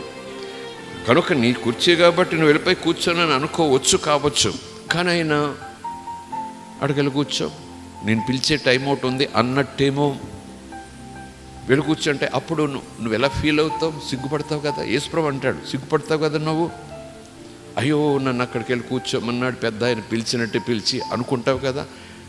ఆ పరిస్థితిలోకి నువ్వు రాకుండానే ఏమట, నిన్ను ఉంచిన స్థలంలో నువ్వు ఉండు, ఆయన నిన్ను పిలిచి నీకొక స్థలం కూర్చోబెడతాడు. దేవుని మనకి స్తోత్రం, ప్రైజ్ ది లార్డ్, హల్లెలూయా. చేతులెత్తి స్తోత్రం చెబుదాం, హల్లెలూయా. మీరు దేవుళ్ళు, మనం దేవుళ్ళము, అద్భుతాలు చేస్తున్నాం, ఆశ్చర్యకాలు చేస్తున్నాం. మనం ప్రార్థన చేస్తే ముట్టుకుంటే గుడ్డోళ్ళకి కళ్ళు వస్తున్నాయి, మోగోళ్ళకి మాట వస్తూ ఉంది, చెవిటోళ్ళకి వింటున్నారు, పడిపోయిన వాళ్ళు లేస్తున్నారు, ఎముకలు విరిగిపోతే అతుక్కుంటున్నాయి, కుష్ఠరోగాలు పోతున్నాయి, క్యాన్సర్ కంతలు కరిగిపోతున్నాయి. దేవుడు మనలో ఉన్నాడు గనక, దేవుడు పిల్లలం గనక, మనం దేవుళ్ళం గనక, మీరు దేవుళ్ళు గనక చేయండిరా బాబు అంటున్నాడు దేవుడు. ఆ అర్థాలు ఎంత రీతిగా ఉన్నా యేసు అంటున్నాడు, నా నామములో చెయ్యండి మీరు. దేవుని మనకి స్తోత్రం, hallelujah, praise the Lord, hallelujah. దేవుని మనకి స్తోత్రం. ఒకవేళ నిజంగా మనం దేవుని వైపై ఆ 12 సింహాసనాలు నాకే అన్నట్టుగా నేను కూర్చుంటే, నాదే అనుకుంటే, మరొక చోట ప్రకటన గ్రంథంలో యోహాను ద్వారా దేవుడు ఒక మాట చెప్పిస్తాడు, నా సింహాసనం మీద కూర్చుండనిస్తా, సింహాసనం మీద కూర్చుండనిస్తా. ఎవరిని? నీకో సింహాసనం, నాకో సింహాసనం, నీకో కిరీటం, నాకో కిరీటం, నీకో వీణ, నాకో వీణ, నీకో బోర, నాకో బోర. సండే స్కూల్ పాట బాగుంటుంది, ఆరాధనలో పాట బాగుంటుంది. నిజం, నిజంగా నిజం, నిజం నిజం కాదని నేను అనను, దేవుని మనకి స్తోత్రం. కానీ ప్రకటన గ్రంథం వరకు వెళ్ళి చూస్తే నీ చేతికి ఒక వీణ ఇవ్వబడుతుంది, నీకు ఒక వస్త్రం ఇవ్వబడుతుంది, నీకు ఒక సింహాసనం ఇవ్వబడుతుంది. దేవుని మనకి స్తోత్రం. ఈ సింహాసనం మీద, నా సింహాసనం మీద నాలాగా నిన్ను కూర్చుండబెడతా. ఒక తల్లి అడుగుతుంది యేసు ప్రభు దగ్గర, యేసు ప్రభు ఇంకా సిలువ మీద మరణించకముందు, ఇంకా సిలువ అనుభవంలోకి యేసు వెళ్ళక ముందు రోజే ఒక తల్లి అడుగుతుంది తన 2 కొడుకుల గురించి. తల్లికి పిల్లల మీద ఎలాగ ప్రేమ ఉంటుంది కదా. ఏసయ్య ఒక మనవి, ఏసయ్య ఒక మనవి. ఏంటి చెప్పమ్మా అన్నాడు. ఏం లేదయ్యా, చిన్న కోరిక. చెప్పు త్వరగా, ఏంటి అని అంటే, ఒక కొడుకు నీ కుడి పక్కన, ఒక కొడుకు నీ ఎడం పక్కన. నా కొడుకులిద్దరు నీకు కుడి పక్కన ఎడం పక్కన ఉండాలి. ఇప్పుడు నీవు నీ రాజ్యంతో వచ్చినప్పుడు, నువ్వు రాజ్య పరిపాలన చేసినప్పుడు నీకు రైట్ హ్యాండ్గా, లెఫ్ట్ హ్యాండ్గా నా పిల్లలు ఉండాలి అని. మంచి కోరికే కోరావు, అది నా వశంలో లేదు, అదంతా కూడా తండ్రి వశంలో ఉంది. దేవుని మనకి స్తోత్రం. ఇక్కడ కూర్చోబెట్టుకుంటా నేను, ఒరే బాబు ఇలా రారా, ఒరే బాబు ఇలా రారా. అమ్మకు సంతోషం, సరదా తీరిపోయింది. కానీ నా రాజ్యంతో వచ్చినప్పుడు, సింహాసనం మీద అధికారంతో నేను వచ్చినప్పుడు, నా కుడి పక్కన ఎవరుండాలో, నా ఎడం ప్రక్కన ఎవరుండాలో అంతా ఆయన ఇష్టం. దేవుని మనకి స్తోత్రం. ప్రైజ్ అలారా, హల్లెలూయా. దేవుని మనకి స్తోత్రం. అయినా అమ్మా నీకు మాట చెప్పనా, కూర్చోమంటే కూర్చోవటం సులువే కావచ్చు, అది నీకు సులువుగా అనిపించవచ్చు, నాకు సులువుగా అనిపించవచ్చు. కూర్చోబెట్టుకోవటంలో పెద్ద ఏముంది, ఇంత రాద్ధాంతం చేస్తున్నావు యేసయ్య అన్నట్టుగా నువ్వు అనుకోవచ్చు. ఇంతసేపు ఆలోచన చేస్తున్నావు ఏంటయ్యా, రాబాబు కూర్చో అనవచ్చు కదా, నా కోరిక తీర్చవచ్చు కదా అంటే, నా ప్రక్కన కూర్చోవటం నీకు సాధ్యమవుతుందేమో కానీ నేను త్రాగే పాత్రలోనిది మీరు త్రాగలేరు. దేవుని మనకి స్తోత్రం. హల్లెలూయా. నేను త్రాగే పాత్రలోనిది కూడా మీరు త్రాగగలిగితేనే నా ప్రక్కన కూర్చునే అర్హత మీకు ఉంటుంది అన్నంతగా మాట్లాడాడేమో యేసయ్య. అన్నట్టుగానే ప్రకటన గ్రంథంలో మాట ఉంది కదా, జయించు వాణిని నా పక్కన కూర్చుండనిస్తా, జయించువాడు నాతో పాటు పరిపాలన చేస్తాడు. దేవుని మనకి స్తోత్రం. ప్రైజ్ అలాడ్. హల్లెలూయా. బిగ్గరగా స్తోత్రాలు చెబుదాం. హల్లెలూయా. అడగకుండానే ఇచ్చేవాడు, అడిగిన దానికన్నా ఎక్కువ ఇచ్చేవాడు, ఊహించిన దానికన్నా ఎక్కువ ఇచ్చేవాడు. కానీ కొన్ని విషయాలు వచ్చేటప్పటికీ నో, నీ ఆధ్యాత్మిక స్థితి ఈ స్థాయిలో ఉండాలి, నీ ఆత్మీయ స్థితి ఈ స్థాయిలో ఉండాలి. దేవుని కొరకు నువ్వు బ్రతుకు కాలం అంతా జీవించిన విధానం, దానిని బట్టి ఈ బహుమానం ఉంటుంది. దేవుని మనకి స్తోత్రం. 5 అడిగితే 10 ఇచ్చాడైనా, 10 అడిగితే 100 ఇచ్చాడైనా, నేను ఇంత అడిగితే అంత సంతోషం ఇచ్చాడైనా అని అన్నాడు. అడిగిన దానికన్నా, ఊహించిన దానికన్నా చాలా ఎక్కువ ఇచ్చే దేవుడు మన సంతోషం కోసం. అలాగా అన్నీ ఇస్తాడు అనుకుంటే లేఖనం చెప్తుంది పొరపాటమ్మా. ఆస్తి ఇవ్వచ్చు, పాడివ్వచ్చు, పంట ఇవ్వచ్చు, వస్త్రాలు ఇవ్వచ్చు, వాహనాలు ఇవ్వచ్చు, పదవులు ఇవ్వచ్చు, పిల్లలు ఇవ్వచ్చు, వరాలు ఇవ్వచ్చు, ఫలాలు ఇవ్వచ్చు, బహుమానాలు ఇవ్వచ్చు, దీవెనలు ఇవ్వచ్చు, ఆశీర్వాదాలు ఇవ్వచ్చు. కానీ ఆయన సింహాసనం నువ్వు అడిగేస్తే వచ్చేది కాదు, నేను ఇచ్చేస్తానన్నా సరే వచ్చేది కాదు. అది జయించాలి నీవు. దేవుని మనకి స్తోత్రం. You have to overcome. నువ్వు జయించాలి. జయము అపజయము ఎప్పుడు వస్తాయి చెప్పండి? యుద్ధం జరిగితేనే కదా. ఆటల్లోకి వెళ్ళినా, పోరాటంలోకి వెళ్ళినా 2 పార్టీలు ఉంటాయి. ఒకటి ఓడిపోతే ఒకటి గెలుస్తుంది. జయము అపజయం. అయ్యో ఓడిపోయాను, అయ్యో గెలిచాను. ఏమైనా సరే గెలవాల్సిందే. గెలిచినోడికి బహుమానమా, ఓడిపోయినోడు బహుమానమా? పరిశుద్ధాత్మ లేఖనాల దగ్గరికి వెళ్ళి చూడమంటున్నాడు. ఎక్కడెక్కడో లేఖనాల్లో యేసు నమ్ముకున్న వాళ్ళందరికీ సింహాసనం, యేసు నమ్ముకున్న వాళ్ళందరికీ కిరీటం, యేసు నమ్ముకున్న వాళ్ళందరికీ కూడా ఆ బూరలు, ఆ పండగలు ఏమో ఏ వచ్చినాలు నాకు హామీ ఇచ్చాయేమో. కానీ యోహాను భక్తునికి పద్మసు దీపంలో ఒంటరిగా ఉంచి దేవుడు ఎన్నెన్ని అద్భుతాలు చూపించి అవన్నీ కూడా సంఘానికి తెలియాలి అని మరీ చెప్పాడంటే, ఈ ముందు చెప్పిన తప్పని కాదు, అవి ఉన్నాయి. కానీ అస్తమానం అన్నీ అలా కాదు, ఇలాగున జరుగుతుంది పరలోకంలో. దేవుని నామానికి స్తోత్రం. అన్న, అక్క, చెల్లి, అమ్మ, తమ్ముడు, సంఘమా, మన ఆధ్యాత్మిక జీవితాన్ని బట్టి ఉంటుంది ఆ చోటు. పరలోకం కాదు, ఆయన ప్రక్కన కూర్చుండే ఆ విధానం. జయించువనని శ్రమలను, అవమానాలను, శోధనలను, ఇరుకులను, ఇబ్బందులను, శత్రువుతో, అపవాది పోరాటాల్లో జయించాలి. నువ్వు పిరికివాడివైతే ఎలా జయిస్తావు? అందుకే వారికి పరలోక రాజ్యంలో ప్రవేశం లేదు అంటున్నాడు. నేను చాలా పిరికోడిని అయితే పరలోక రాజ్యం కాదా? నమ్మి బాప్తిసం తీసుకున్నాను, పరలోక రాజ్యం అన్నారు. మరి నాకు పిరికితనం ఉంది. ఆత్మచేత నింపబడు, పిరికితనం పోతుంది. ఆత్మచేత నడిపించబడు, పిరికితనం పోతుంది. ఆత్మవశంలోకి నువ్వు వెళ్ళిపో, పిరికితనం పోతుంది. ఆయన మాట పట్టుకుని గట్టిగా వేళ్లాడు, పిరికితనమే ఉండదు. దేవుని నామానికి స్తోత్రం. హల్లెలూయా, ప్రైజ్ ది లార్డ్, హల్లెలూయా. ఆయన మాట పట్టుకుని వెళ్ళాడు. ఆయన వశంలోకి వెళ్ళిపో, ఆయనకు లోబడిపో. దేవుడు వాగ్దానం చేశాడు, నువ్వు ధైర్యంగా ఉంటావు. విశ్వాసంతో ఉండు, విశ్వాసంతో ఉండు.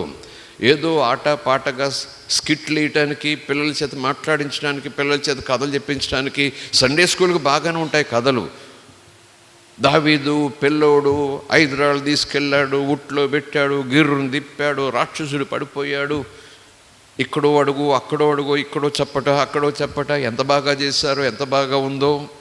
ఈ మధ్యాహ్నం ప్రభు అంటున్నాడు, దావీదుకు ఉండినంత విశ్వాసం నీకు ఉండాలి. దావీదు వాడంత లేడు. దావీదు చేతుల్లో కర్రలు లేవు, కత్తులు లేవు. చేత్తో కర్రబట్టుకొస్తున్నావేంటి? యుద్ధానికి వస్తున్నావా నువ్వు, లేకపోతే ఆటల కోసం వస్తున్నావా? ఏమనుకుంటున్నావు? నన్ను ఎలా చూస్తున్నావు? కుక్కలా కనిపిస్తున్నానా? కర్రబట్టుకొస్తున్నావు అన్నాడు గోలియాతు. అవును, నువ్వు కుక్కవే. జీవమగల దేవునిని ఇన్ని కారుకోతలకు వస్తున్నావు. ఈ మురిగేదంతా కూడా కుక్కలే, అరిచేవన్నీ కుక్కలే. దేవుని బలం ఎరుగినవారు, దేవుని పరిశుద్ధత ఎరుగనివారు, దేవుని శక్తి ఎరుగినవారు, దేవుని ఆ యొక్క జ్ఞానం ఎరుగినవారు, దేవుని యొక్క ఆ సామర్థ్యం ఎరుగినవారు ఊరికే వాగుతారు. వాడు అలాగే వాగుతున్నాడు. బలం ఉంటే, అంత బలం ఉంటే, అంత జ్ఞానం ఉంటే, అంత పరిశుద్ధుడైతే, అంత సర్వాంతర్యమైతే, అలా అరిచేవారు, అలా గీపెట్టేవారిని దావీదు అంటున్నాడు, మురిగే వాటితో సమానం. అయినా నేను ఎదుర్కోవటానికి కత్తి పట్టుకుని రావాల్సిన పని లేదు. నేను ఎదుర్కోవటానికి కర్ర పట్టుకుని రావాల్సిన పని లేదు. నేను ఎదుర్కోవటానికి ఏదో సైన్యం తీసుకురావాల్సిన పని లేదు. నేను ఎదుర్కోవటానికి నీకన్నా ఇంకో 3 ఎక్కువ ఉండటానికి నాకు అవసరం లేదు. నేను ఎదుర్కోవాలి, నేను ఓడించాలంటే నీ కండ ఇంతలా ఉంది కదా, నీ చెయ్యి నాకు డబుల్లా ఉంటే అవేమీ నాకు కావాల్సిన పని లేదు. నేను ఒక బలంతో వస్తున్నాను. ఆ బలము యెహోవా నామం. దేవుని నామానికి స్తోత్రం కలుగునుగాక. నా బలము నా దేవుడు, నా ఆయుధము నా దేవుడు, నా జ్ఞానం నా దేవుడు, నా శక్తి నా దేవుడు. దేవుని నామానికి స్తోత్రం. హల్లెలూయా. నేను యెహోవాను నమ్ముకున్నాను, యెహోవా బలము మీద అనుకున్నాను. ఆయన బలం సంగతి ఏంటో నాకు తెలుసు. ఒకరోజు సింహం వచ్చింది నా యొక్క మేకల మీదకి. ఏం చేశాను? నేను ఆ బలముతోనే దాని మీద పట్టి దవడలు చీల్చేసి ఆ గొర్రె పిల్లని విడిపించుకున్నా. మరొకసారి ఎలుగుబంటి వచ్చింది, మళ్ళీ అదే బలంతో దాని మీద పడి దాన్ని ఓడించి దాన్ని చంపి నా మేక పిల్లని బ్రతికించుకున్నా. నువ్వెంత ఆఫ్టర్ ఆల్. ఎందుకంటే నా బలముతో నేను ఎదుర్కొంటే నాకు కుదరదు. దేవుని నామ బలం, దేవుని నామానికి స్తోత్రం. ఎలా జయించను, జయించడానికి పరలోకం జయించడానికి నా పక్కన కూర్చుని అధికారం అని అలా చెప్పేస్తే ఎలాగా? ఎంత పిరికోండి నేను ఇక్కడ ఎలా అంటే తాటాకు చప్పళ్ళు కుందేలు భయపడినట్టుగా భయపడతాను. ఎక్కడో చీమ చిటుక్కుమంటే వెంటనే ఇక్కడ చేసి రక్తం చేయి, ఏసు రక్తం చేయమంటాను నేను. దేవుడు అంటాడు, దావీదు మాదిరిగా నా ఆత్మవశములకు వెళ్ళు. దావీదు మీదకి నేను ఆత్మాభిషేకాన్ని పంపాను. కానీ నీకు ఇంకా స్పెషల్, నువ్వు దావీదు కన్నా స్పెషల్. దావీదు మీదికి నేను ఆత్మను పంపాను, నేను నీలోనికి ఆత్మనే వస్తాను. నువ్వు దావీదు కన్నా గొప్పవాడివి. మై గాడ్, ఎంత ధన్యత మనకి.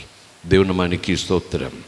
దేనికి భయపడొద్దు. నన్ను పోషించగలడా, నన్ను కాపాడగలడా, నన్ను పైకి తీసుకురాగలడా, నన్ను ఫలింపచేయగలడా, నాకు తోడుగా ఉండగలడా, నా శత్రువుల మీద నాకు జయం ఇవ్వగలడా, నాకు భయం లేకుండా చేయగలడా, నాకు పీడకలు రాకుండా చేయగలడా, నేను వెళ్ళే చోటంతా కూడా క్షేమం కలిగేలా చేయగలడా? అది ప్రశ్నగా ఉంచేసుకోకు. ఒకవేళ ప్రశ్న వేసుకున్నా అపవాది నీ దగ్గరకు వచ్చి నిన్ను కాపాడగలడా, నిన్ను పైకి లేపగలడా, నిన్ను వర్ధల చేయగలడా, నిన్ను బాగు చేయగలడా, నీకు ఆరోగ్యాన్ని ఇవ్వగలడా అని ఒకవేళ అపవాదం వస్తే ఏమోనమ్మని చెప్పకు. నా దేవుడు నన్ను బాగు చేస్తానని చెప్పాడు, మాట తప్పడు. దేవుని మనకి స్తోత్రం. హల్లెలూయా. వాగ్దానం ఇచ్చినవాడు ఎన్నడు మాట తప్పడు, నమ్మదగినవాడు శ్రీయేసుడు ప్రభు క్రీస్తుడు, శ్రీయేసుడు ప్రభు క్రీస్తుడు వాగ్దానం ఇచ్చినవాడు. దేవుని మాటను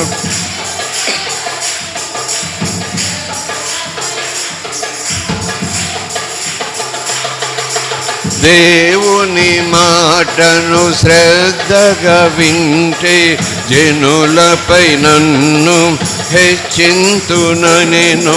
పూర్ణ మనసుతో ఆయనను సేవిస్తే, పూర్ణ మనసుతో ఆయనను సేవిస్తే తొలకరి వానలు కురిపింతునని నాకు వాగ్దానం ఇచ్చినవాడు. ఎన్నడు మాట తప్పడు, నమ్మదగినవాడు శ్రీయేసుడు ప్రభు క్రీస్తుడు, శ్రీయేసుడు ప్రభు క్రీస్తుడు వాగ్దానం ఇచ్చినవాడు. హల్లెలూయా, హల్లెలూయా. ఇది మాట వరుసకు, పాట వరుసకు, ప్రార్థన వరకు మాత్రమే కాకూడదు, లేదా క్యాలెండర్లో ప్రతిరోజు వచ్చే ఒక మాటగా మాత్రం కాకూడదు. ఈ మాట నీలో జీవించాలి, ఈ మాటలో నువ్వు జీవించాలి. దేవుని మనకి స్తోత్రం. ఈ సత్యం, ఈ నిజం నీలో నిలువెల్లా ప్రవహించాలి. ఈ నిజంలో నువ్వు బ్రతకాలి, నేను బ్రతకాలి. అబద్ధంలో బ్రతికితే కృంగిపోవటమే, నిజంలో బ్రతికితే నిప్పులు కూడా చల్లగా ఉంటాయి. దేవుని మనకి స్తోత్రం. Praise the Lord. హల్లెలూయా. దేవుని మనకి స్తోత్రం. సింహాసనము చుట్టూ 24 సింహాసనములు ఉండెను. ఆ సింహాసనములందు 24 పెద్దలు తెల్లని వస్త్రములు ధరించుకొని తమ తలల మీద సువర్ణ కిరీటములు పెట్టుకున్న వారై కూర్చున్నారు. ఎందుకు వివరంగా? కిరీటాలు ఉన్నాయట, తెల్లని వస్త్రాలు ఉన్నాయట, సింహాసనాలు కూర్చున్నారట. సింహాసనాలు కూడా ఎక్కడో లేవట, ఆయన సింహాసనం చుట్టూ ఉన్నాయట. అంటే ఆయన సింహాసనం చుట్టూ ఆయన చిత్తానుసారంగా, చుట్టూ అంటే దగ్గర దూరంగా అవన్నీ పక్క పెట్టండి. అక్కడ సింహాసనాలు ఉండే యోగ్యత దేవుడు ఇచ్చాడు. ఆ పెద్దలు వాళ్ళు తెచ్చుకునేసుకోలేదు ఆ కుర్చీలు, అవును కదా? ఆ ఆ పెద్దలు ఆ చోటుని కోరుకున్నవారు కాదు. ఆ చోట్లో వాళ్ళ కాళ్ళు నాదమ్మ ఈ కుర్చీ అని ఇళ్ళ దగ్గర నుంచి సభలకి పీటలు తెచ్చుకుంటారు చూడండి, సాయంకాలం ఎవడు కూర్చాడు తెచ్చుకోలేదు. ఆ చోటులో నిలవాలంటే దేవుడు అనుమతి ఉండాలి. ఆ చోటులో కుర్చీ వేయాలంటే దేవుడు అనుమతి ఉండాలి. ఆ కుర్చీ ఇదిగోనమ్మ నేను ఫలానా, నేనింత, నేనంత, నాకు ఇలాంటి కుర్చీ, అలాంటి కుర్చీలో నేను కూర్చోను అంటే అసలు దేవుని దగ్గరికే నేను రాను. ఆ స్థలం అయినది, ఆ కుర్చీ అయినది, పిలిచేవాడైనా కుర్చీ వేసేవాడైనా ఆయన కూర్చోనేమని వరకు కూడా నువ్వు కూర్చోకూడదంతే. కూర్చోబెట్టేవాడు కూడా ఆయనే. దేవుని మనకి స్తోత్రం. నమ్ముతున్నారా? ఇది నిజమా అంటున్నారా? ఇది నిజంగా జరుగుతుందా అంటున్నారా?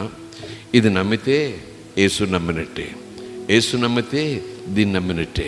దేవుని మనకి స్తోత్రం.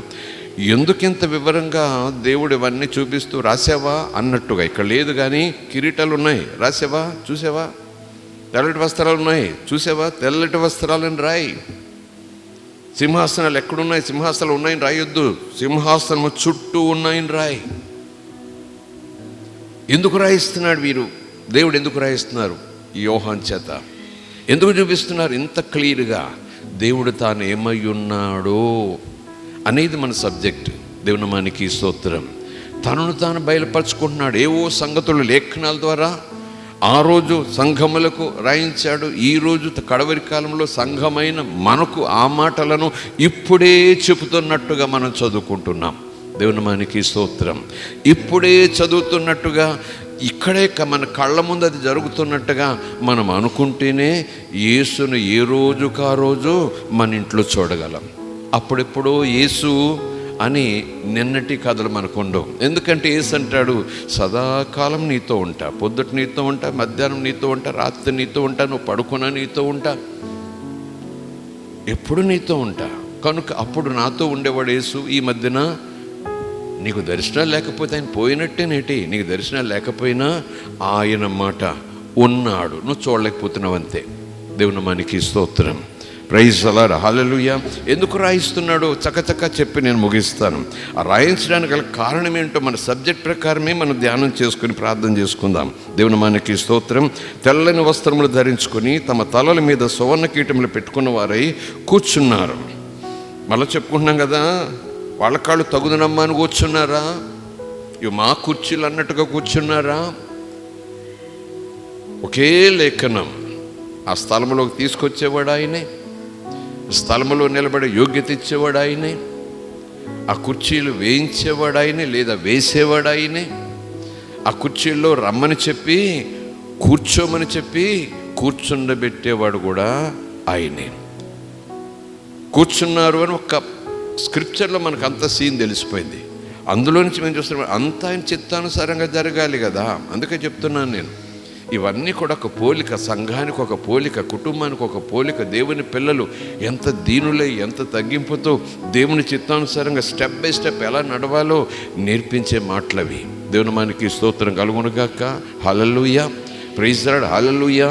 స్టేజ్ మీదకి నన్ను పిలవలేదనుకోండి, స్టేజ్ మీద కొంచెం ఖాళీ ఉందనుకోండి, అందరూ ఒక రకం కుర్చీలేసి కూర్చున్నారనుకోండి, నాకు అతిశయం అనుకోండి. వీళ్ళు కావాలని నన్ను కింద కూర్చోబెట్టారా, కావాలని నన్ను పిలవలేదని. పెద్ద కుర్చీ, ముగ్గురున్నారు నాకు అసిస్టెంట్లు, ముగ్గురు పెద్ద కుర్చీ తీసుకొస్తే ఇక్కడ ఏంటి అన్నాను, కూర్చున్నాను. ఈ స్టేజీల మీద నా కుర్చీ నేను తెచ్చుకుని కూర్చోవటం సాధ్యమేమో, అందరూ చూస్తూ అలా ఉండిపోవటం సాధ్యమేమో, కానీ దిగో అంటాడు యేసు.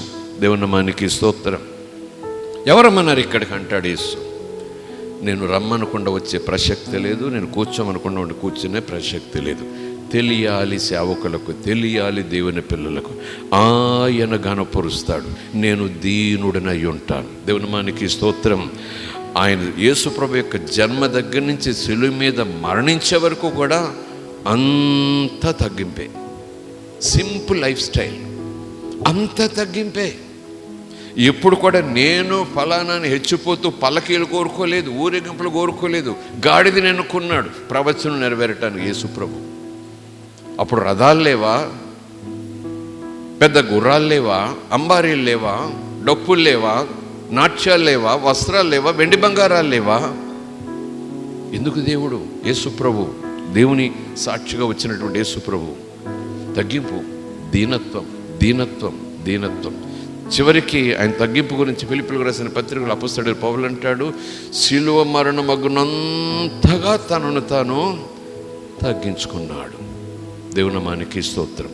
అంత దీనత్వం. నేను నమ్ముతున్నాను, మరొకసారి ప్రభు మాట్లాడుతుండగా నీవు నేను శ్రద్ధగా వినాలని నేను ఆశపడుతూ ఈ మాట మరలా చెప్తున్నాను. మనము ప్రభు విషయంలో, దేవుని విషయంలో ఏ రీతిగా అయినా సరే దీనులమై ఉందాం, సాత్వికులమై ఉందాం. ఆయన కూర్చోబెడితే కూర్చుందాం, లేకపోతే అయ్యా అని నిలబడదాం. దేవుని నామానికి స్తోత్రం. Hallelujah, praise the Lord, hallelujah. దేవుని నామానికి స్తోత్రం. కూర్చోమని కూడా చెప్పలేదు నన్ను అని ఇక్కడ నేను ఆయాసపడతాను. నా కోసం చిన్న కుర్చీ వేశారు అని ఇక్కడ నేను ఆయాసపడతాను. సేవకుణ్ణి, ఈ మహాదేవుని సేవకుణ్ణి. పిలిచేవాడు ఆయన, యోగ్యత ఇచ్చేవాడు ఆయన, కుర్చీ వేసేవాడు ఆయన, ఎవరు కూర్చోవాలో చెప్పేవాడు ఆయన, ఆయన ప్రసంగం చేసేవాడిని, అన్నీ ఎరిగిన వాడిని. అందుకే దేవుడు అంటున్నాడు, ఇంకా నీ శరీరంలో ఆ పులుపు చచ్చిపోలేదు. అతిశయం. ఓకే, గౌరవించాలి. గౌరవించనోడిని నేను అడుగుతాను లెక్క రేపు. కానీ కావాలని నువ్వు గౌరవాన్ని కోరుకోకు. కావాలని నువ్వు గౌరవాన్ని కొనుక్కుని తెచ్చుకోవద్దు. చప్పట్లు కొట్టేవాళ్ళు కొనుక్కు తెచ్చుకుంటారు. ఓహో, స్తోత్రం చప్పట్లు కాదు, కంగారు పడకండి. కొనుక్కుని తెచ్చుకోకు గౌరవం అంటే చెప్పండి. కొంతమంది డబ్బులు ఇచ్చి సన్మానాలు చేయించుకుంటారు, డబ్బులు ఇచ్చి దండలు కొనిపించుకుని సన్మానాలు చేయించుకుంటారు, స్టేజీలు వేయించుకుంటారు. నాకు సన్మానం చేయండి రా బాబు, ఎవరికీ చెప్పండి, ఇదిగో ₹1,00,000 అంటారు. చప్పట్లు కొట్టేవాళ్ళని రోజుకింత అని కూలికి పెట్టుకుంటారు, ఏళ్ళు వేసేవాళ్ళని రోజుకింత అని కూలీలు పెట్టుకుంటారు. మై గాడ్, ఈ సన్మానాలు గౌరవాలు అలా తెచ్చి పెట్టుకునేవి వచ్చేవి కాదు. నువ్వు కొనుక్కుని తెచ్చుకోవడానికి దగ్గర డబ్బులు ఉంటే ఉండొచ్చేమో, కానీ దేవుని దగ్గర నీకు సన్మానం రావాలంటే ఆయన కాళ్ళ దగ్గర, ఆయన కొడుకుగా, ఆయన సేవకుడుగా కూర్చో. దేవుని నామానికి స్తోత్రం. Praise the Lord, hallelujah. దేవుని నామానికి స్తోత్రం, హల్లెలూయా. ఆ సింహాసనంలో నుండి మెరుపులు, ధ్వనులు, ఉరుములు బయలుదేరుతున్నాయి.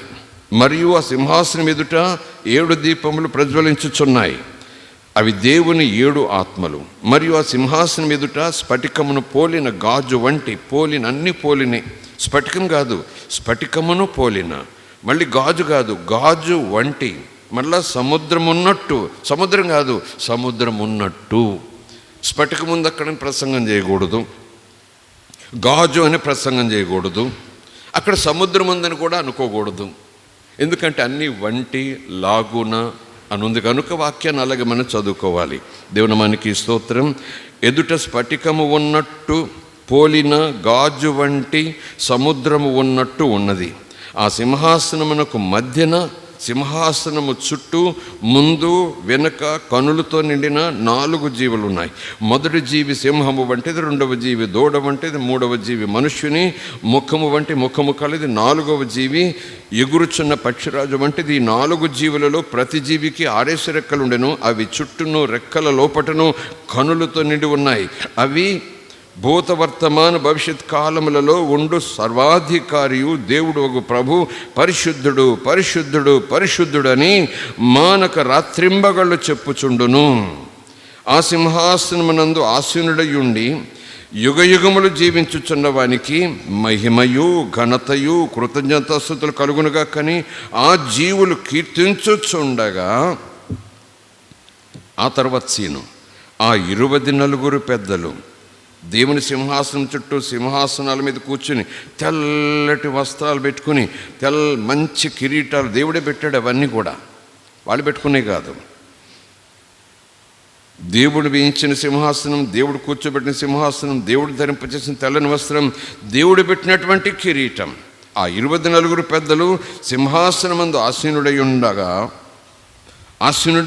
వాని ఎదుట సాగిలిపడ్డారు. ఇది ఎక్కడ జరుగుతుంది? ఈ సన్నివేశం ఎక్కడ జరుగుతుంది? కుర్చీల నుంచి లేచిపోయారట వాళ్ళు, కిరీటాలు తీసేస్తున్నారట వాళ్ళు, దేవుని ముందు సాగిలి పడిపోయి నమస్కారం చేస్తున్నారట వాళ్ళు. ఎక్కడ జరుగుతుంది ఇది? చర్చిలో కాదు, మందిరంలో కాదు, భూమి మీద కాదు. ఆయన మహిమలో, ఆయన వెలుగులో, ఆయన ఎదురుగా, ఆయన ధరింపచేసిన వస్త్రాలే, ఆయన పెట్టిన కిరీటాలే, ఆయన వేసిన కుర్చీల్లోనే ఆయన కూర్చోబెట్టగా అక్కడి నుంచి కూడా వాళ్ళు లేచిపోయి అక్కడ సాగిలి పడిపోతున్నారు.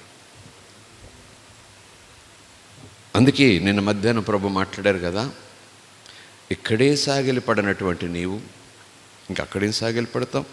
నిజానికి వాళ్ళు సాగిలి పడాల్సిన పని లేదు అన్నట్టుగా మనం అనుకుంటాం కదా.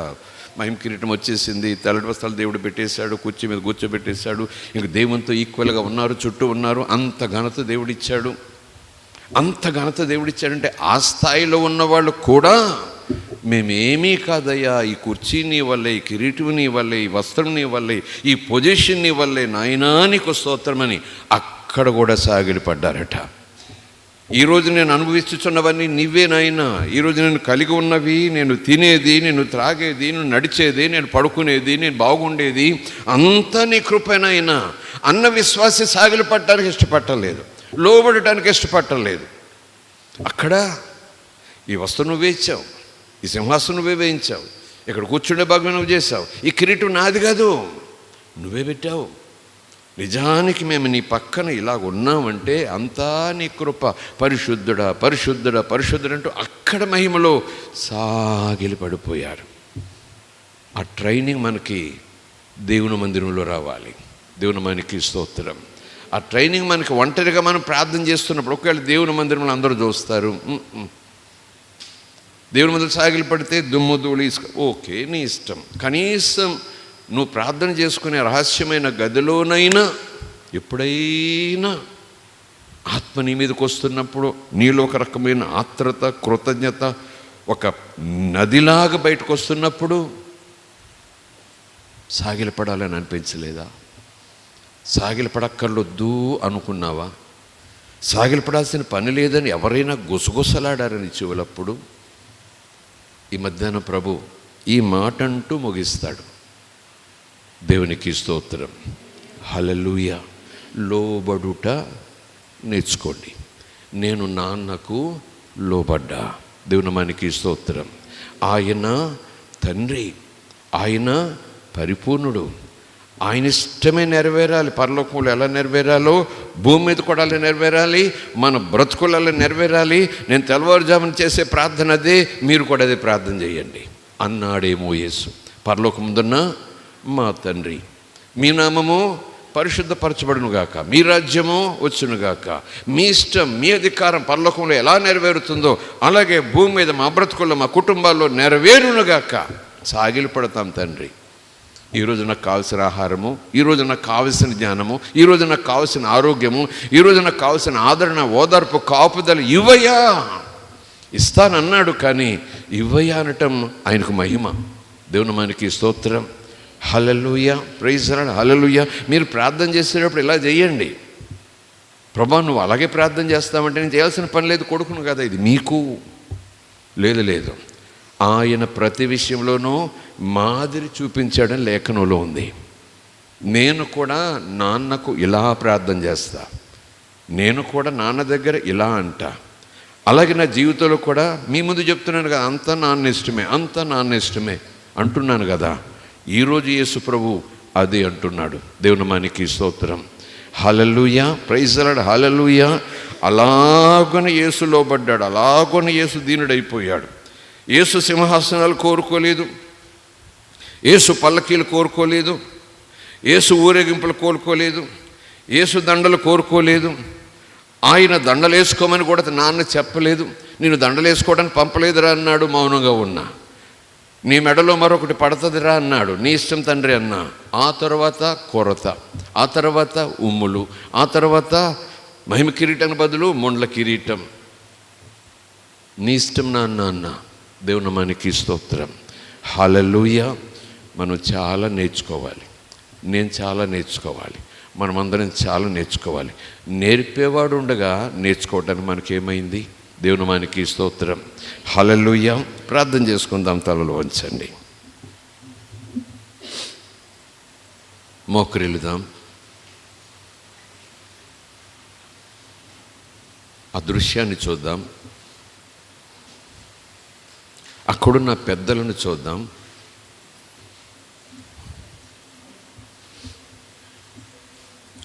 వాళ్ళు దేవుని పిల్లలే, దూతల్లో పెద్దలు కాదు, దూతల వంటి పెద్దలు కూడా కాదు, పెద్దలు ఆత్మస్వరూపంతో ఉన్న ఒకప్పుడు భూమి మీద నరునిగా బ్రతికిన పెద్దలు. జరుగుతుంది, జరగబోతుంది, జరగబో వాటిని నీకు చూపిస్తాను. యోహాను రా, ఎక్కిరా, తీరిక లేదనొద్దు, ఇప్పటికే చాలా చూశానయ్యాక చాలే అనొద్దు, వాటిని చూడాల్సిన పని నాకేంటయ్యా అనొద్దు, ఎక్కి రావడానికి నాకు ఓపికేదయ్యా అనొద్దు. యోహాను, నువ్వు ఎక్కి రావాలి, నీకు అనుభవం కనబడాలంటే ఎక్కి రావాలి, నీకు అనుభవం కావాలంటే ఎక్కి రావాలి, ఆ ప్రత్యక్షతను నువ్వు చూడాలంటే ఎక్కి రావాలి, దిగిపోవటం కాదు, ఎక్కి రావాలి. ఆధ్యాత్మికంగా ఎదిగి రావాలి, ఆత్మీయంగా ఎదుగుతూ ఉండాలి, మాట వినాలి. ఆ మాట నేను మాట్లాడుతున్నట్టుగా నువ్వు రుజువుపరుచుకోవాలి, ఆ మాటకు నువ్వు లోబడాలి. నా స్వరం ఏంటో ఇప్పటికే నీకు తెలిసి ఉండాలి. వందల మధ్య నువ్వున్నా, వేల మధ్య నువ్వున్నా, వందల శబ్దాల్లో నువ్వున్నా, లక్షల శబ్దాల్లో నువ్వున్నా, నా గొర్రెవు, ఎప్పటికే నువ్వు నా స్వరాన్ని గుర్తుపట్టగలిగిన స్థాయిలో నువ్వు వచ్చి ఉండాలి. ఇంకా యోమయ్యాను గురవుతున్నావా సంఘమా? దేవుని స్వరం వినలేనటువంటి స్థితిలో నీ యొక్క ఆధ్యాత్మిక జీవితం ఉన్నదా సంఘమా? ఇన్ని శబ్దాల్లో నీ స్వరం ఎలా వినగలనయ్యా అని నేనేదో అన్యాయస్తుడని అన్నట్టుగా తిరిగి నాకే పాఠాలు చెప్తున్నావా సంఘమా? నా గొర్రెలకు నా స్వరం తెలుసని అన్నాను కదా అయ్యా, నీ గొర్రెను కదా, నీ స్వరం వినలేని స్థితిలో ఉన్నానయ్యా. వినిపించుకోవాలన్నా ఏంటో ఈ ధ్వనులు నన్ను ముంచేస్తున్నాయి, ఈ ధ్వనులు నన్ను గలిబిలి చేసేస్తున్నాయి, ఈ ధ్వనులు నైనా నా ధ్యానాన్ని కుప్పకూలిపేలా చేస్తూ ఉన్నాయి, ఈ పరిస్థితులన్నీ కూడా నీ వైపు చూడకుండా చూసేలా చేస్తూ ఉన్నాయి. ప్రభువా, నీ స్వరాన్ని వినే భాగ్యం నాకు ఇవ్వండి. నేను నీ గొర్రెను గనుక తప్పక నీ స్వరాన్ని నేను గుర్తుపట్టగలగాలి. పాపుల మధ్యనున్నా, అక్రమం చేసేవారి మధ్యనున్నా, అబద్ధికుల మధ్యనున్నా, అరణ్యంలో ఉన్నా, ఒంటరిగా ఉన్నా, వేల మధ్యలో ఉన్నా, నీ స్వరం నేను గుర్తుపట్టగలగాలి. నీ సంఘమును నేను, నీ సంఘ వధువును నేను ప్రియుని స్వరము వినగలిగిన స్థాయి నాలో ఉండాలయ్యా. ఎవరు మాట్లాడినా ప్రియుని స్వరం అనుకుంటే పొరపాటే కదా, భయంకరము కదా అది. ఏ స్వరం విన్నా, ఎవరు కనపడినా ప్రియుడు అనుకుంటే పొరపాటే కదా. కనపడేవన్నీ దేవుళ్ళు, వినబడేవన్నీ దేవుళ్ళు, దేవుడు మాట్లాడుతున్నాడు అనుకుంటే పొరపాటే కదా.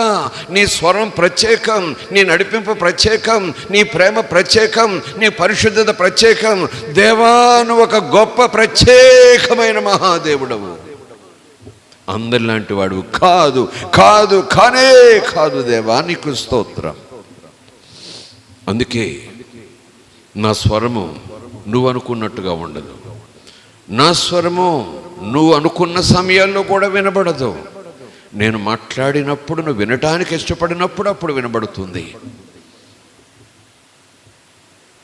దేవా, దేవా, నేను నీ గొర్రెను గనుక నీ స్వరాన్ని వినే అనుభవం నాకు కావాలి, ఖచ్చితంగా కావాలి, ఖచ్చితంగా కలవాలి. నేను నీ గొర్రెని చెప్పుకుంటున్నాను దేవా, నీ స్వరం వినలేని గొర్రె అంటే ఏమో స్వామి అభ్యంతరం. తండ్రి, తండ్రి, తండ్రి, హోలీ స్పిరిట్, హోలీ స్పిరిట్, నేర్పించండి, నేర్పించండి. సింహాసనాల మీద నీవు వేయించిన సింహాసనం మీద, నీ సింహాసనం చుట్టూ నీవు ధరింపచేసిన వస్త్రంతో, నీవు పెట్టిన కిరీటాలతో వారు ఉన్నను, నీ సన్నిధికి చేరిపోయి ఉన్నను సాగిలి పడిపోతున్నారయ్యా. అక్కడ మనం సాగిలి పడాల్సింది మందిరంలో, కానీ దేవుని సన్నిధిలో సాగిడిపడాల్సిన పని లేదని బోధలు వింటున్నానేమో, అలాంటి అమాయకునిగా నేను ఉన్నానేమో, అలాంటి బోధలు వస్తాయేమో దేవా మాకు రాబో దినాల్లో. కిరీటాలు తీయాల్సిందే, సింహాసనాల్లోంచి లేవాల్సిందే, కిరీటాలు నీ పాదాల దగ్గర పెట్టాల్సిందే. పరిశుద్ధుడు పరిశుద్ధుడు పరిశుద్ధుడని దూతలతో జీవులతో కలిసి మేము స్తుతిగానాలు చేయాల్సిందే దేవా. ఇక్కడే ఈ సత్యం తెలియదు కనుక దేవా ఆ విషయంలో మేము వెనకబడుతున్నాం, ఆ విషయంలో తెలియక ఉన్నాము. కానీ తెలుసుకున్నాం అనుకుంటూ మమ్మల్ని మేమే మోసగించుకుంటున్నాం తండ్రి.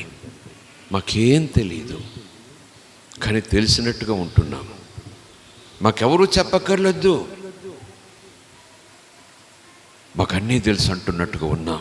సంఘం సంఘం సంఘం దేవా, అయ్యా నేర్పించు, అయ్యా నేర్పించు. యేసును శిలువ మీదకి ఎక్కే వరకు కూడా తండ్రి రోజు నీతో మాట్లాడేవారు. మోషే వచ్చి మాట్లాడారు, ఏలియా వచ్చి మాట్లాడారు, దూతలు వచ్చి మాట్లాడేవారు. తెల్లవారుజామున ప్రార్థనకు వెళ్ళి తండ్రి మాటలు వినేవాడు, తండ్రితో ముచ్చటించేవాడివి. చివరికి గెత్సెమనే తోటలో ఉండగా నీ రక్తం చెమట బిందువులుగా ఆ చర్మ రంధ్రాల్లో నుంచి స్వామి బయటకు వస్తుండగా మేము చూడగలమేమో మాకు తెలియదు, కానీ రక్తవర్ణుడు అయిపోయావయ్యా. మీ శరీరం అంతా చెమట బిందువులు రక్తమైపోయి ఉండగా ఎర్రని వస్త్రం ధరించుకున్నట్టుగా అయిపోయావయ్యా. మరికొద్ది గంటల్లో చిత్రవధ చేయబడినట్టుగా నీ చర్మము వేలాడుతుంది తండ్రి.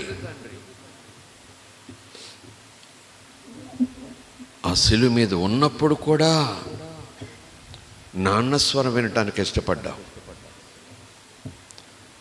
నాన్న ఇప్పుడేంటన్నట్టుగానే ఉన్నావు, నాన్న నా మాట విను అన్నట్టుగా ప్రార్థించావు. చివరికి తండ్రి నా ఆత్మ నీ చేతులకు అప్పచెప్తున్నానంటూ